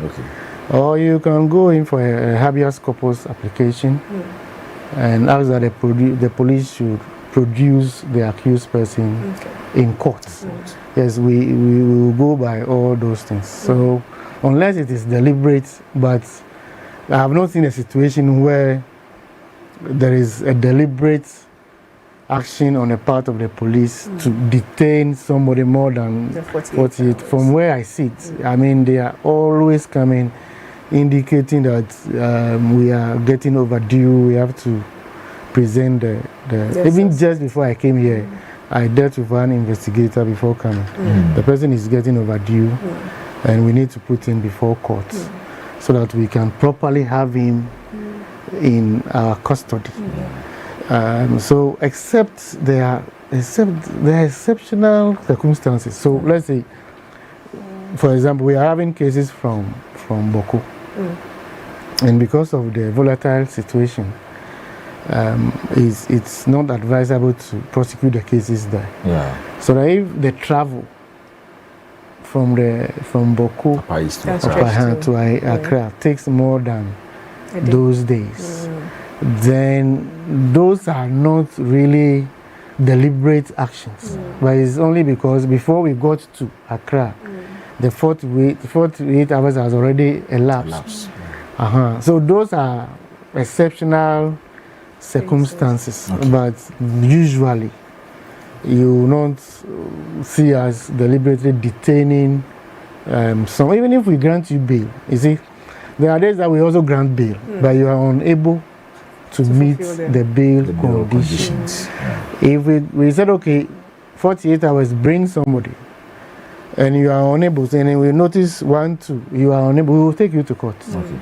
Yes, we will take you to court so that you can be properly remanded. Yes, so even on occasions where we grant you police inquiry and you are not able to meet it, or we've called your family members that we want to come, and because we have people who come into our custody and nobody follows up to come and even ask that we want to stand as sureties. For those people, we will take you to the court, even though we are ready to grant. So the court itself can either grant you a bail.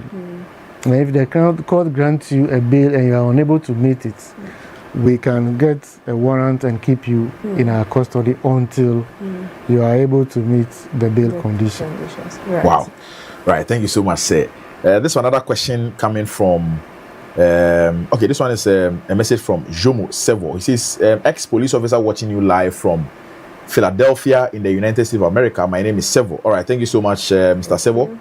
Adjoa Ando says, good work, my boss. I believe this one is directed at Director Legal and Prosecution, Mr. Donko Esquire, Adjoa Ando. Kofi GH comes back and says that, please, a driver accidentally knocked down a pedestrian and then she died on admission at the hospital. The police came to pick me up from the hospital to write my statement and detained me. Please, am I entitled to bail? Yes, so it depends on the circumstances. Yeah, he is entitled. Sometimes we look at it because it's an accident. So is the person jaywalking? Is it that the accident occurred as a result of the fault of the victim or the victim? For most fatal cases, because somebody is dead, we don't usually grant bail at a police station. Mostly you are presented before the district court, and then either the district court determines whether to grant you bail or to remand you. But if is very fresh, the likelihood of you being remanded is very high. So until we investigate fully, and then the court will then decide whether to grant you bail or not. But there are situations where, depending on the circumstances, the police decide that, well, for this particular accident, even though it's fatal, let's grant the accused person bail whilst we do the investigation. So yes, it's depending on how the accident happened. So if you are so careless and the accident could have been avoided, but because of the way you drove, then you have no respect for other road users. You know there is a zebra crossing and all those things. You are driving in town.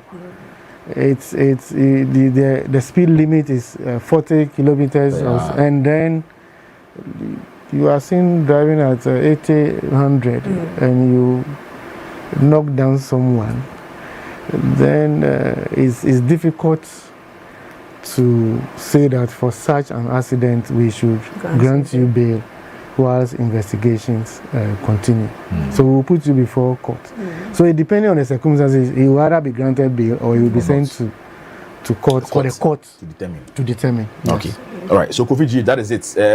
Your question is quite, it would have to be determined by the circumstance surrounding how it occurred, whether it is absolutely the fault of the driver or that of the victim involved. That will determine whether you'll be granted bail by the police or you'll be taken to court for the court to determine whether you'll be qualified to be given bail or not. All right. So this one is a message coming from Salosi TV. Salosi TV says that our greetings to ACP. All right. Thank you so much, Salosi. And then Raymond Decoder Radio comes back and says that if you bail someone, will they refund the money back to you?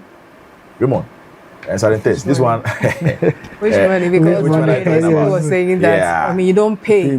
Yes, so once there's no payments, there's no refund. I don't know whether I can address something. I think, and sometimes it's these people who've been speaking about payment. Yeah. So you go to the police station, typically, and I'm not endorsing such a practice, but they are. The police have told you that, well, first of all, we have 48 hours to do our investigations. Then we are not willing to grant bail to this particular person. After the 48 hours, we will be presenting the person before court. And they put so much pressure. And they will try to influence the police with these monies that they are referring to. For the bail to be granted. Sometimes, then, so if you go and pay money to somebody, the officer might not even be aware. Because it's either the crime officer or the district officer, depending on where the case is, who instruct that this person should be granted bail. So if you go, and we've seen people pay money to people who will say, oh, I can help you. They say people think that, oh, okay, the people work through people. Then they say, oh, I know the people. You give me money, I can. I'll stand in and meanwhile, maybe the police have already decided that they are going to grant such a person a bail. So you will be thinking that because of the person came in, that is will be granted.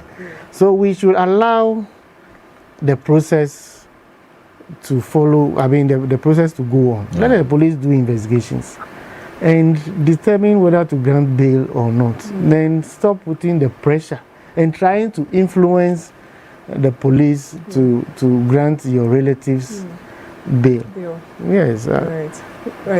So, sir, we have some messages from our WhatsApp page. So let's go to that as well. So this is coming from Ken Ansa, and then he is watching live from Oda in Kwantan, right? It says, good morning, GH Police TV. Let director help me understand the difference between court bail and police bail. Okay. Yes.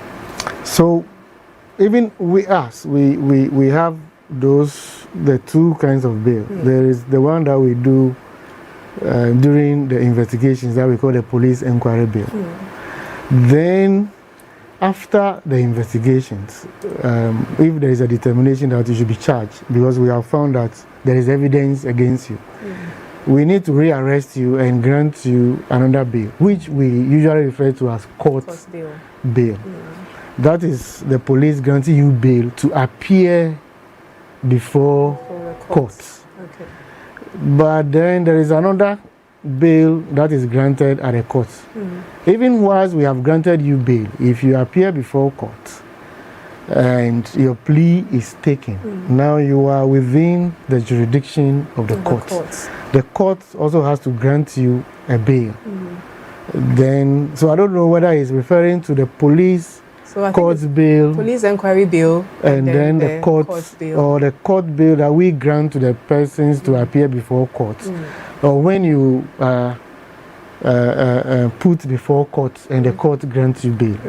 I don't know. So to clear that confusion, we refer to both the two bails by the police as police inquiry bail, so that we will say the court bail is that after we have charged you and you appear before court and your plea is taken, then the court may consider whether to grant you bail or not. So that is a court bail, and that one is executed by the court, which is supervised by the registrar of the court. But if you are granted bail at the police station, it is the investigator who ensure that all the procedures are followed through, and then you are granted the bail. Right. All right. So, can answer that is the distinctions made by Assistant Commissioner of Police, Legal and Prosecution CID units. So, when you are put before the court and your plea is taken, the court gives you the court bail, and then that done at the police jurisdiction as a police inquiry bail. There's one also coming from Senna, and then she's watching us from Taifa. So she's asking, if I bail someone at the police station and then the person decides to travel but tells me to be quiet on it,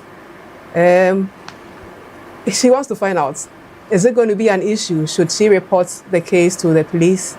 Yes, so it's very important that if you have any hint that a person you have stood surety for want to abscond from the jurisdiction, you quickly inform the police to have the person rearrested.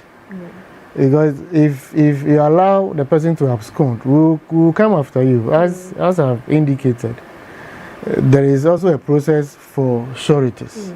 It's called a forfeiture proceedings. So when the person absconds, we'll file a forfeiture proceedings against you, we'll serve you, and you come before court. And then we'll ask the court to forfeit the bail sum, and that is where you are asked to pay the money. And it's even serious if it is a justification. So if it's a justification, you are going to be putting your property as a condition for the bail. So we'll just go and sell your property and then put the money into a government chest. Yes, because the sum comes, bail has been determined to be a contract between the state and the surety. So the state will take that money. And then when we get the accused person, we'll arrest him and put him before court. It doesn't mean that if you make the payment, that's the end of the matter. Exactly. No. Yes. Okay.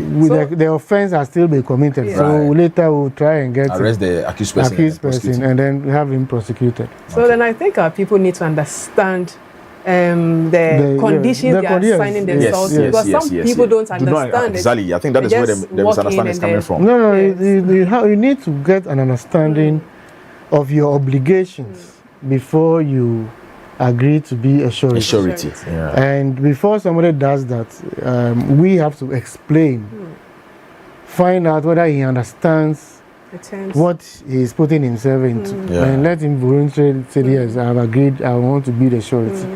Because sometimes we've seen situations where the people are just called that, I need somebody to stand surety for me, and then the people come, and then before you realize, the people have absconded, and then you will be at the receiving end. The police are chasing you up and down, and you are appearing before court and all those. So you need to understand and accept the fact that if he absconds, these are the consequences you're going to face. Yes, because I remember some time back I was actually handling cases of such nature where somebody would step in as surety, and then like Master was saying, I'll make you understand the terms, that if you're not able to produce a person, I'll come after you. And then when you make it clear to them, you see them backing out. Exactly. Yes, so it tells you that you don't really get the understanding of what they are putting themselves into. And some have also turned themselves into bail contractors. So they are bail contractors, and the service instructions advise strongly against allowing somebody we have identified as contractors to be sureties. So we need to find out the background of the person. That is what I'm emphasizing on the whom the surety has to be. Independent, of good character and of sufficient means. So if you are frequenting police stations and courts and make it an enterprise, do not qualify to stand then we have every right to say that for this particular, we have reservations against such a person. Okay, so we still have some messages coming in on our TikTok live streaming. Let me also take this opportunity and then read them out as well. If there are some questions, Master will also do justice to them. This one is coming from Charity. Charity says that good life. IB number 2, Ghana Police fully active. And then MC Jima says Ghana Police. All right, thank you so much, MC. And then Mr. Prof says that good life as well. We'll follow you sharp. Okay, Ghana Police, God bless you all. One sim. Thank you so much, one sim. And then Another message coming from Dawil Kubatazi. He says, good morning to you, Dawil. And then Nana Ampedu the second says that good morning, Ghana Police Service. We acknowledge the good works you guys are doing 247. Thank you so much, Nana Ampedu the second. And then Francis BMC says hi. Hello, Francis. Sky Power is asking of our WhatsApp number. Salentes, if you can please. Yes, Sky Power. So the WhatsApp number is 0246 226064. 0246 226064. It is on the screen. So please, you take the number from the screens and then you can send your message through. All right. So Sky Power, that is the message from our production team. You have the number, the WhatsApp number on our screens. Please do well and then take cognizance of it as well. Right. Cynthia says, good morning, my officer. Sapon Samson says, God bless Ghana Police, please. I'm from Kumasi Crow from CPC inside Obaya Chop Bar watching you live. Thank you so much, Sapon Samson, for the message. And then Gwe FX says that love you, Ghana Police. We love you too, Mr. Gwe FX. And then Morim, okay, so Jonas Amevo says the police service, they are doing well these days. More grace to your elbows. Thank you so much, Mr. Jonas Amevo. Fanti Dude is asking, can a wife or a brother bail?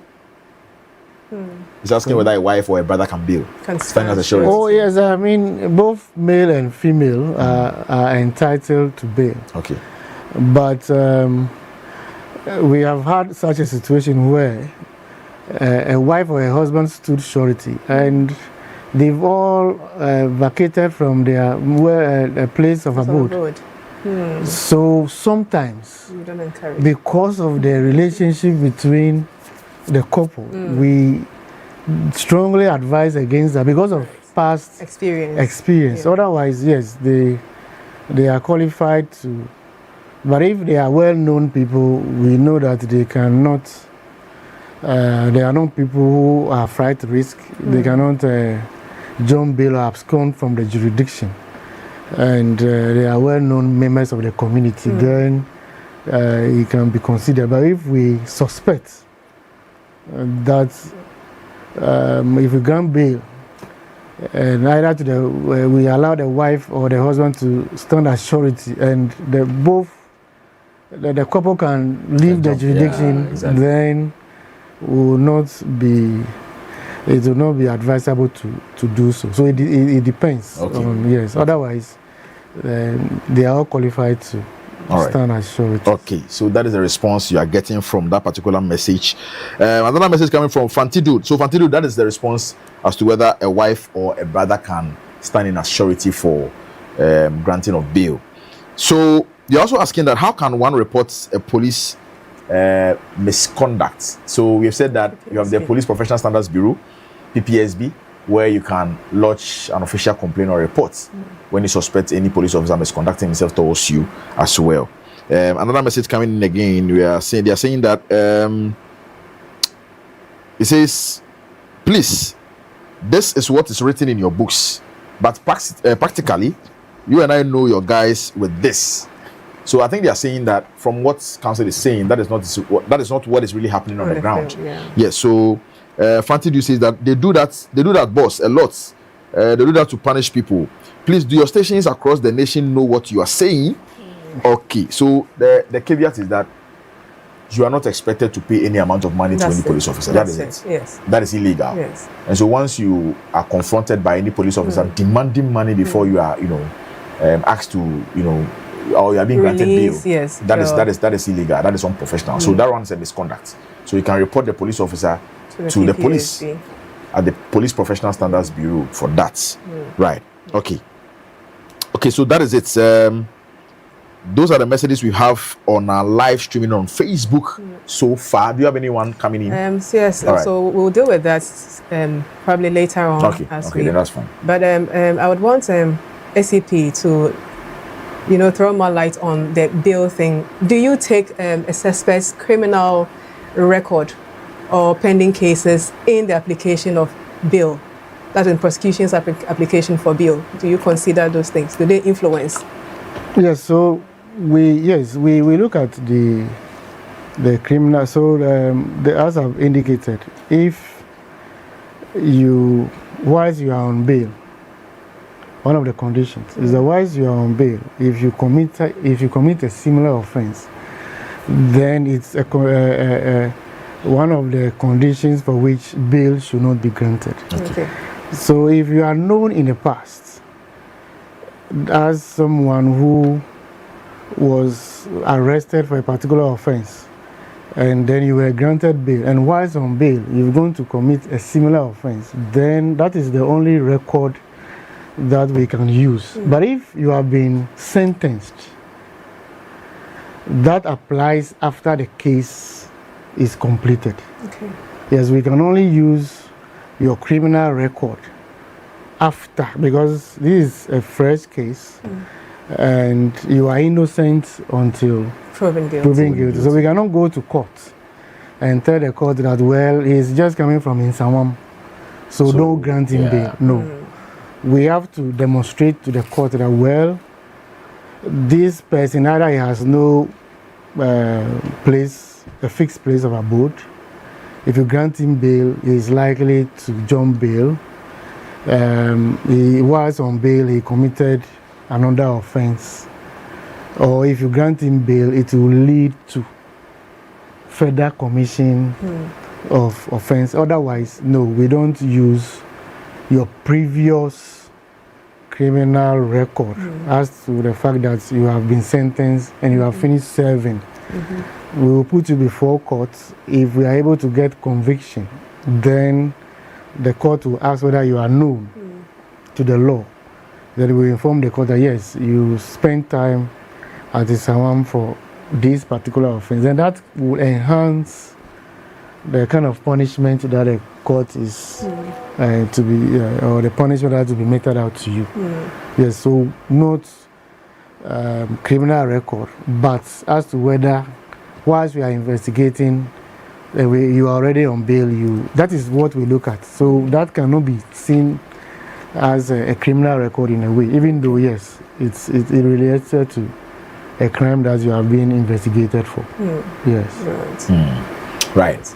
Okay, so that is, I believe we've had enough education on the policy of bail and then how it is being practiced. But for your information, if you are just tuning in, we are telling you that once there is any monetary demand by any police officer or any investigator, when you want to stand in as a surety for an accused person, the practice is that you're not supposed to pay any money to anybody, but then there are conditions, there are procedures you are supposed to follow before bail is granted. But then the questions coming in that the reality on the grounds is that people visit the police stations and then they are being asked to pay monies to police officers. That is an illegal way of, extorting monies from people. And once you encounter that, you can report such misconduct to the Ghana Police Service through the Police Professional Standards Bureau, and then actions and investigations will be conducted into that particular matter. We are privileged to be joined in the studios this morning by the Director Legal and Prosecution at the CID Headquarters, Assistant Commissioner of Police, Mr. Alexander Odonko Esquire. He's a lawyer and is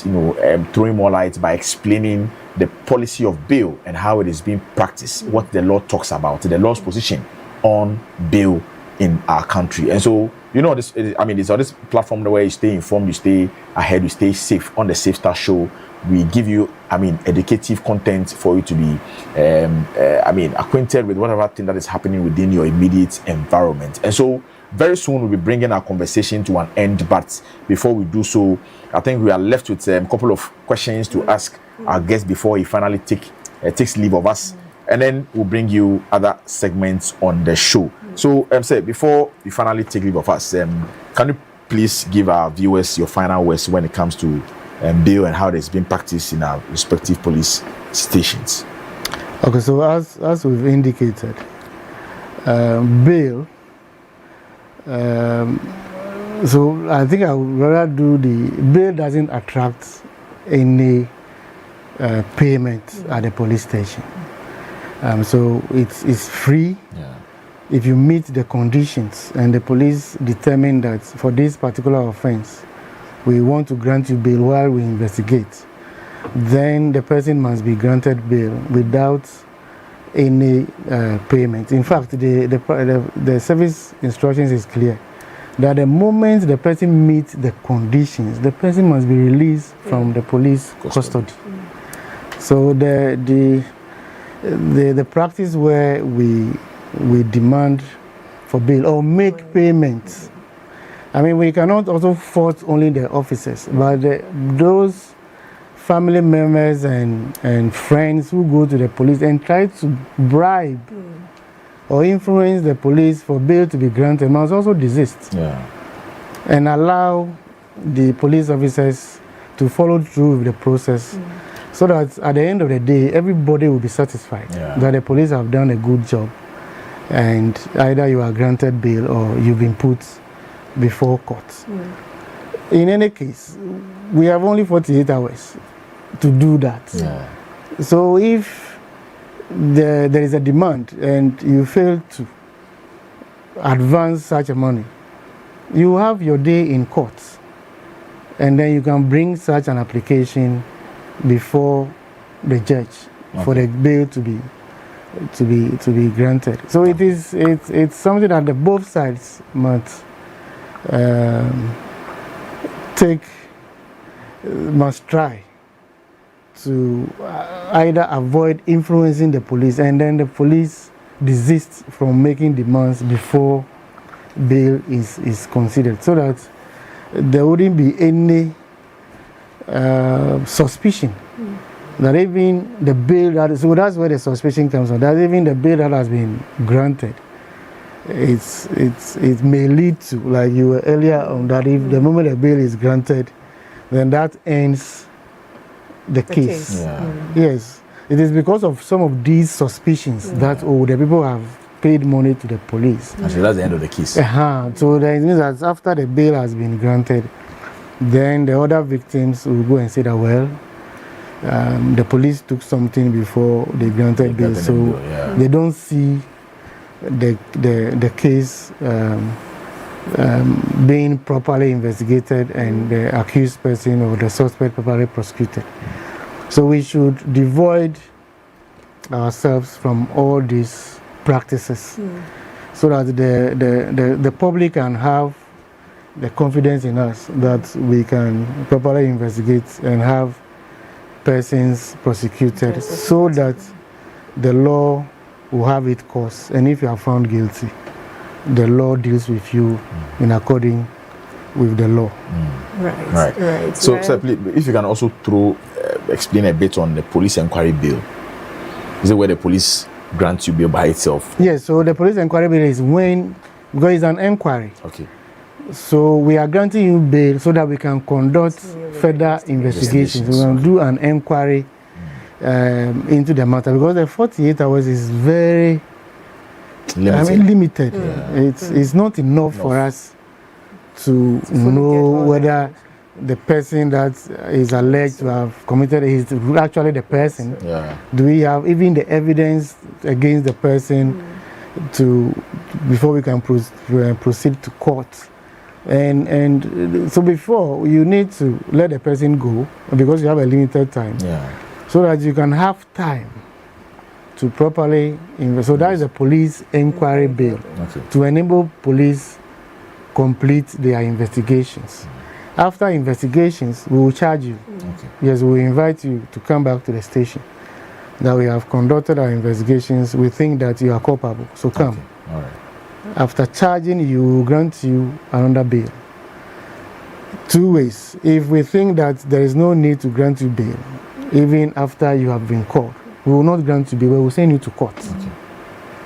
But if we determine that, okay, you have conducted yourself appropriately when you were on police inquiry bail, and if we grant you bail, you are likely to come to court, then we'll grant you, because the purpose of bail is so that the person can either appear before court or report at the police station. That's the main idea about bail. Yes, reason for bail.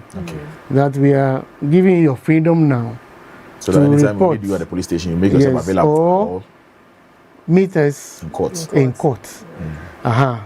So that is the main reason. So if you notice that, well, this is not the person that we can trust. He might not report. That even if after the investigation, or if after we conduct the investigation, we notice that no, this is a very serious offense. And if we grant you bail, the tendency that you might not appear is high, then we will not grant you a bail to appear before court, but we will send you straight to court. Yeah. That's so you cannot come and say, they granted me bail earlier, but now they are refusing to grant me bail. Yeah. But that one for the inquiry, we are done with the inquiry. Now we are going to court. Yes. Great. That's very insightful. So we have 2 more questions for Director. So these are quick ones. So the question is, if police come to arrest me and I politely comply with them, can they force to handcuff me? No, I mean, that is, you've already answered the question for yourself. You've complied, so there's no need for all. Director, there's more to... Oh, no, I mean, the force is when you resist. Yeah. That the force will be applied. And the force is to the extent that you have been succumbed. So the moment you've been put under control, such a force must be, we will not go ahead, yes. But the issue about the coughing, it's a precautionary measure. So it's part of our processes. Yes. So that you can safely be brought to the police station. You have succumbed now, but along the way, you might change your mind. That's what I was about to say. You might change your mind. And we've seen that people are sober. And then initially, then along the line, they become violent. Exactly. So far as we have brought you into our custody, then we have to cuff you and then bring you to the station. Right. So I don't know. People have some perception about they have some issues. They don't want to be seen in handcuffs. Yes. Right. Okay. And, so we have one also coming from Dignity, and then he says, "Good morning, GH Police TV. My name is Bashiru. Okay, this is Bashiru. Bashiru from Abuna. Why is it that someone was arrested in Upper East Region and then instructed to be sent to Accra, but then 2 days later was pronounced dead?" I think this is not. This is not meant for our consumption. Yeah, this is not so.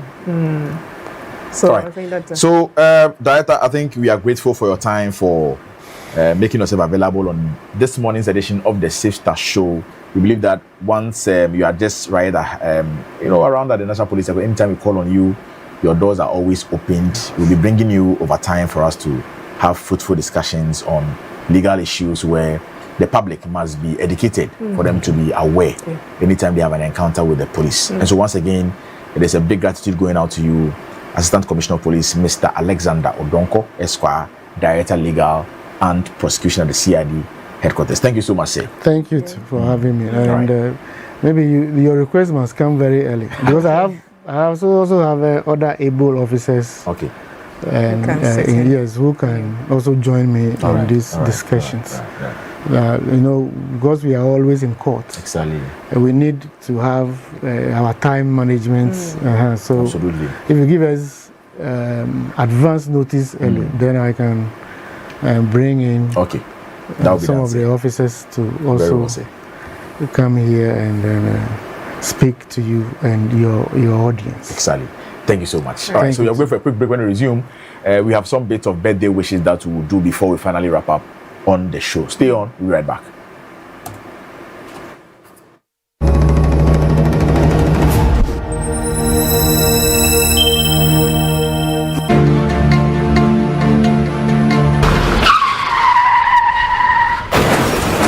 Road crashes or accidents are of great worry to everyone. In view of this, we need to be alert on things that brings about accidents on our roads, leading to deaths of our loved ones. It is of this reason that Traffic Orientation Show on GH Police TV seek to teach, educate all road users, being it drivers, riders, pedestrians, on the rules and regulations and road traffic as to reduce road accident. Make time to watch Traffic Orientation Show every day on GH Police TV as we bring you more insight on road traffic related issues. You can also watch us on DSTV channel 362 and other digital channels. On Traffic Orientation Show, we say drive safely, arrive alive.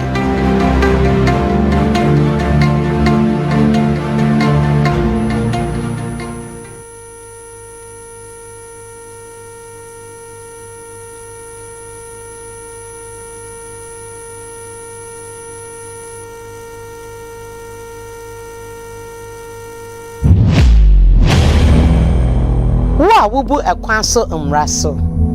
Police adwumakuo no abie yani a yede ehwew. Eni a yede ehwew eye mfonitwa afidie a police adwumakuo no ede asisi akwantempon so. Na yede hwe nneema ekoso ewo yen akwantempon no eso. Enam dwumadie so ebema ye maamenom se omukọ edwom a omo ebebe fie asomdwe mu. Yem papa nom ebekọ adwuma abefie asomdwe mu. Afe ye manso ebekọ suku na omo aba efie asomdwe mu. Traffic GH twiwo hyen ye na faje wo nkwa. Piao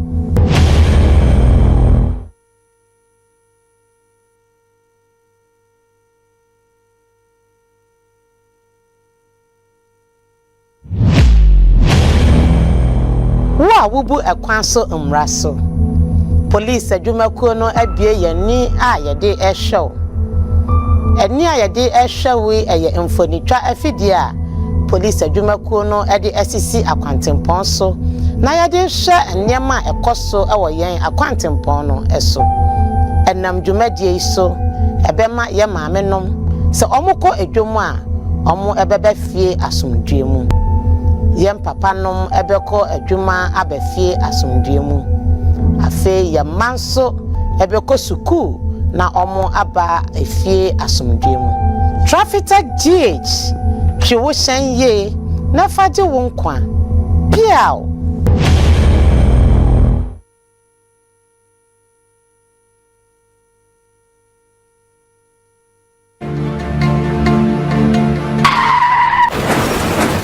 akwansia eye akwansidie edema obi biara ne senti esese yetwen ya adwen ekọ enneema enam so ema akwansia edi epra ene ewo ebei eso ne senti GH Police TV ahyehye dwumadi a didin ene ka kwan so nkyekere traffic orientation show edi ebrel ewo dwumadi so yedi etufo na ya kyerkyerɛw enneema ene mmra ahodo a esese wo ehu ewo yen ekwan no eso enunti jebre de hwe dwumadi da bia da ewo GH Police TV so a esan so ewo DSTV channel 362 so na ya fansia de emfa ensi ka kwansia ano ekwan.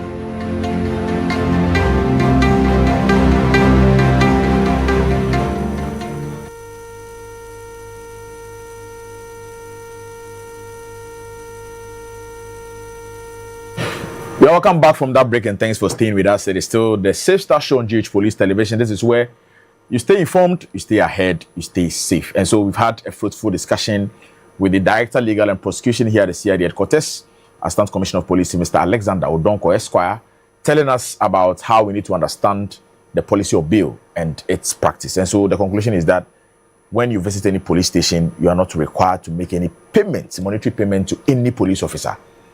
That is a bad practice, illegal. It is a misconduct on the part of any police officer. So please, if you want to, take or report or lodge a complaint to the police, please visit the Police Professional Standards Bureau, PPSB, and those matters will be duly investigated. All right. So before we began our discussion, we were still on the birthday celebration, and then we've had some wishes coming in. After that, we want to seize this opportunity and then celebrate with these officers before we finally call it a wrap on today's edition of the Safe Star Show. So this one is happy birthday going out to Detective Policewoman Inspector Harriet Dede Kwashi.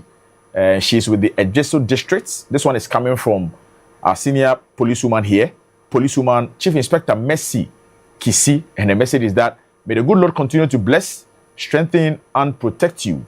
Enjoy the fruitfulness of this addition. Happy birthday to you, Detective Policewoman Inspector Harriet Dede Kwashi of Ejeso District Police Command. Do have a fantastic day today. I celebrate your birthday, madam.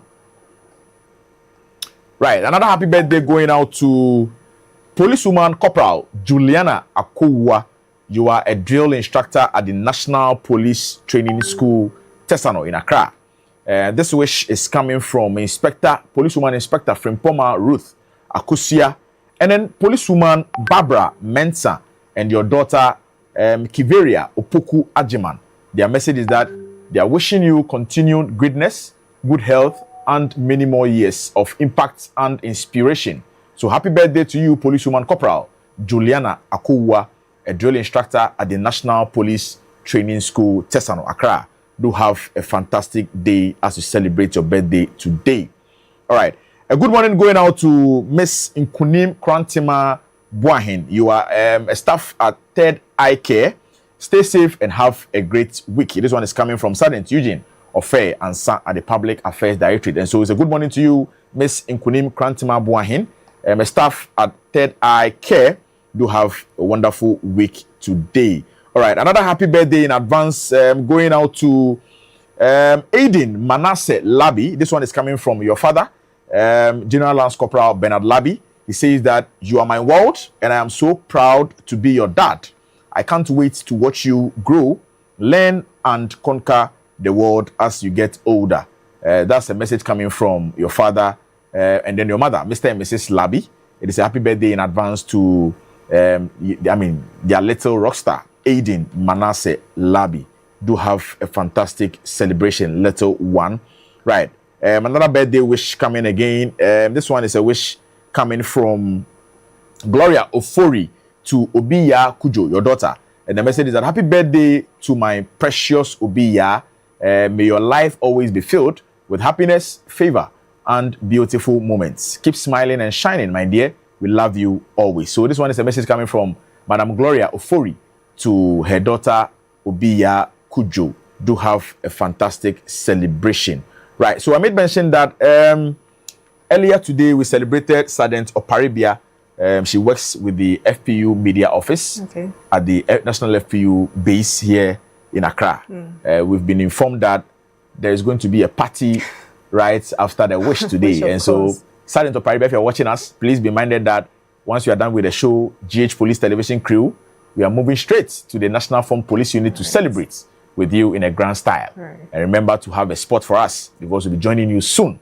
Right. Sergeant Tess, I made mention that in as much as we'll be celebrating individuals who are in their joyous mood, we also take time to, mourn or, express our condolences with families that are bereaved, especially on the loss of police officers. And so we've had some bad news coming in.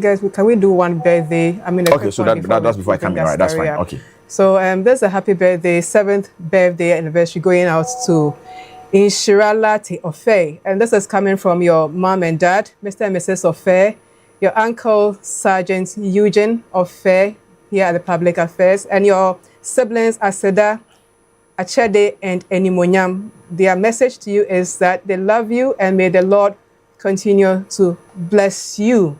Grow up to be a young man full of wisdom, knowledge, and the will of God be done in your life. So happy birthday going out to you in Shira Latte Ofe. It's your 7th birthday.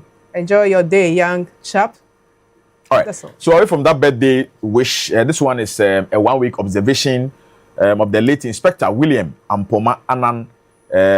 This Friday, next week Friday, I beg your pardon, 19 June 2026, between the hours of 8 a.m. to 12 p.m. at Gomua Dominase Deba grounds on the Winneba Accra Road. We'll be there to support the bereaved family as part of the 1-week observation of the late Inspector William Ampoma Anan. This particular announcement is coming from my brother, Inspector Samuel Sefa Entry, who works at the Wager Divisional Operations Unit. And so it is a 1-week observation of the late Inspector William Ampoma Anan.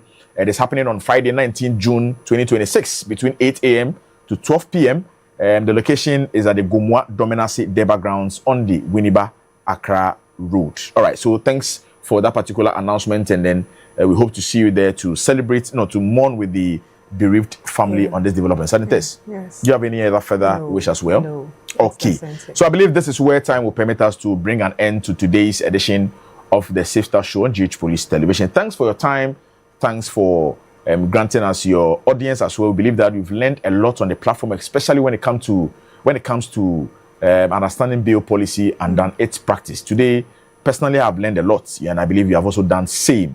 We'll entreat you that you always tune in on Mondays, Wednesdays, and Fridays on this platform where we bring you educative content that will help you within your life in your environment. And so we are sending a big gratitude to the Inspector General of Police, Mr. Christian Tete Yohonu, and sedulous members of the Police Management Board. Again, To our Director General here at the Public Affairs Directorate, Deputy Commissioner of Police, Madam Grace Ansa Akrofi, a big thank you going out to you. And then DSP Mr. Richmond, Mensa Staff Officer ASP Mrs. Angela Kumi, in charge social media, every Tom, Dick and Harry, who work here at the National Public Affairs Directorate, PAD, at the headquarters, for the wonderful job done so far. Production team, thank you so much, headed by Chief Inspector Isaac Chumodro and all the guys. We are grateful to you. Once again, I'm Sergeant Yao Boaiti Boatin, your host, and I was supported by my co-host, policewoman Sergeant Teresa Ado. All right, and so until we come your way on Friday with the camouflaged Friday edition of the Safe Start Show, keep enjoying the rest of our programs. It is goodbye for now.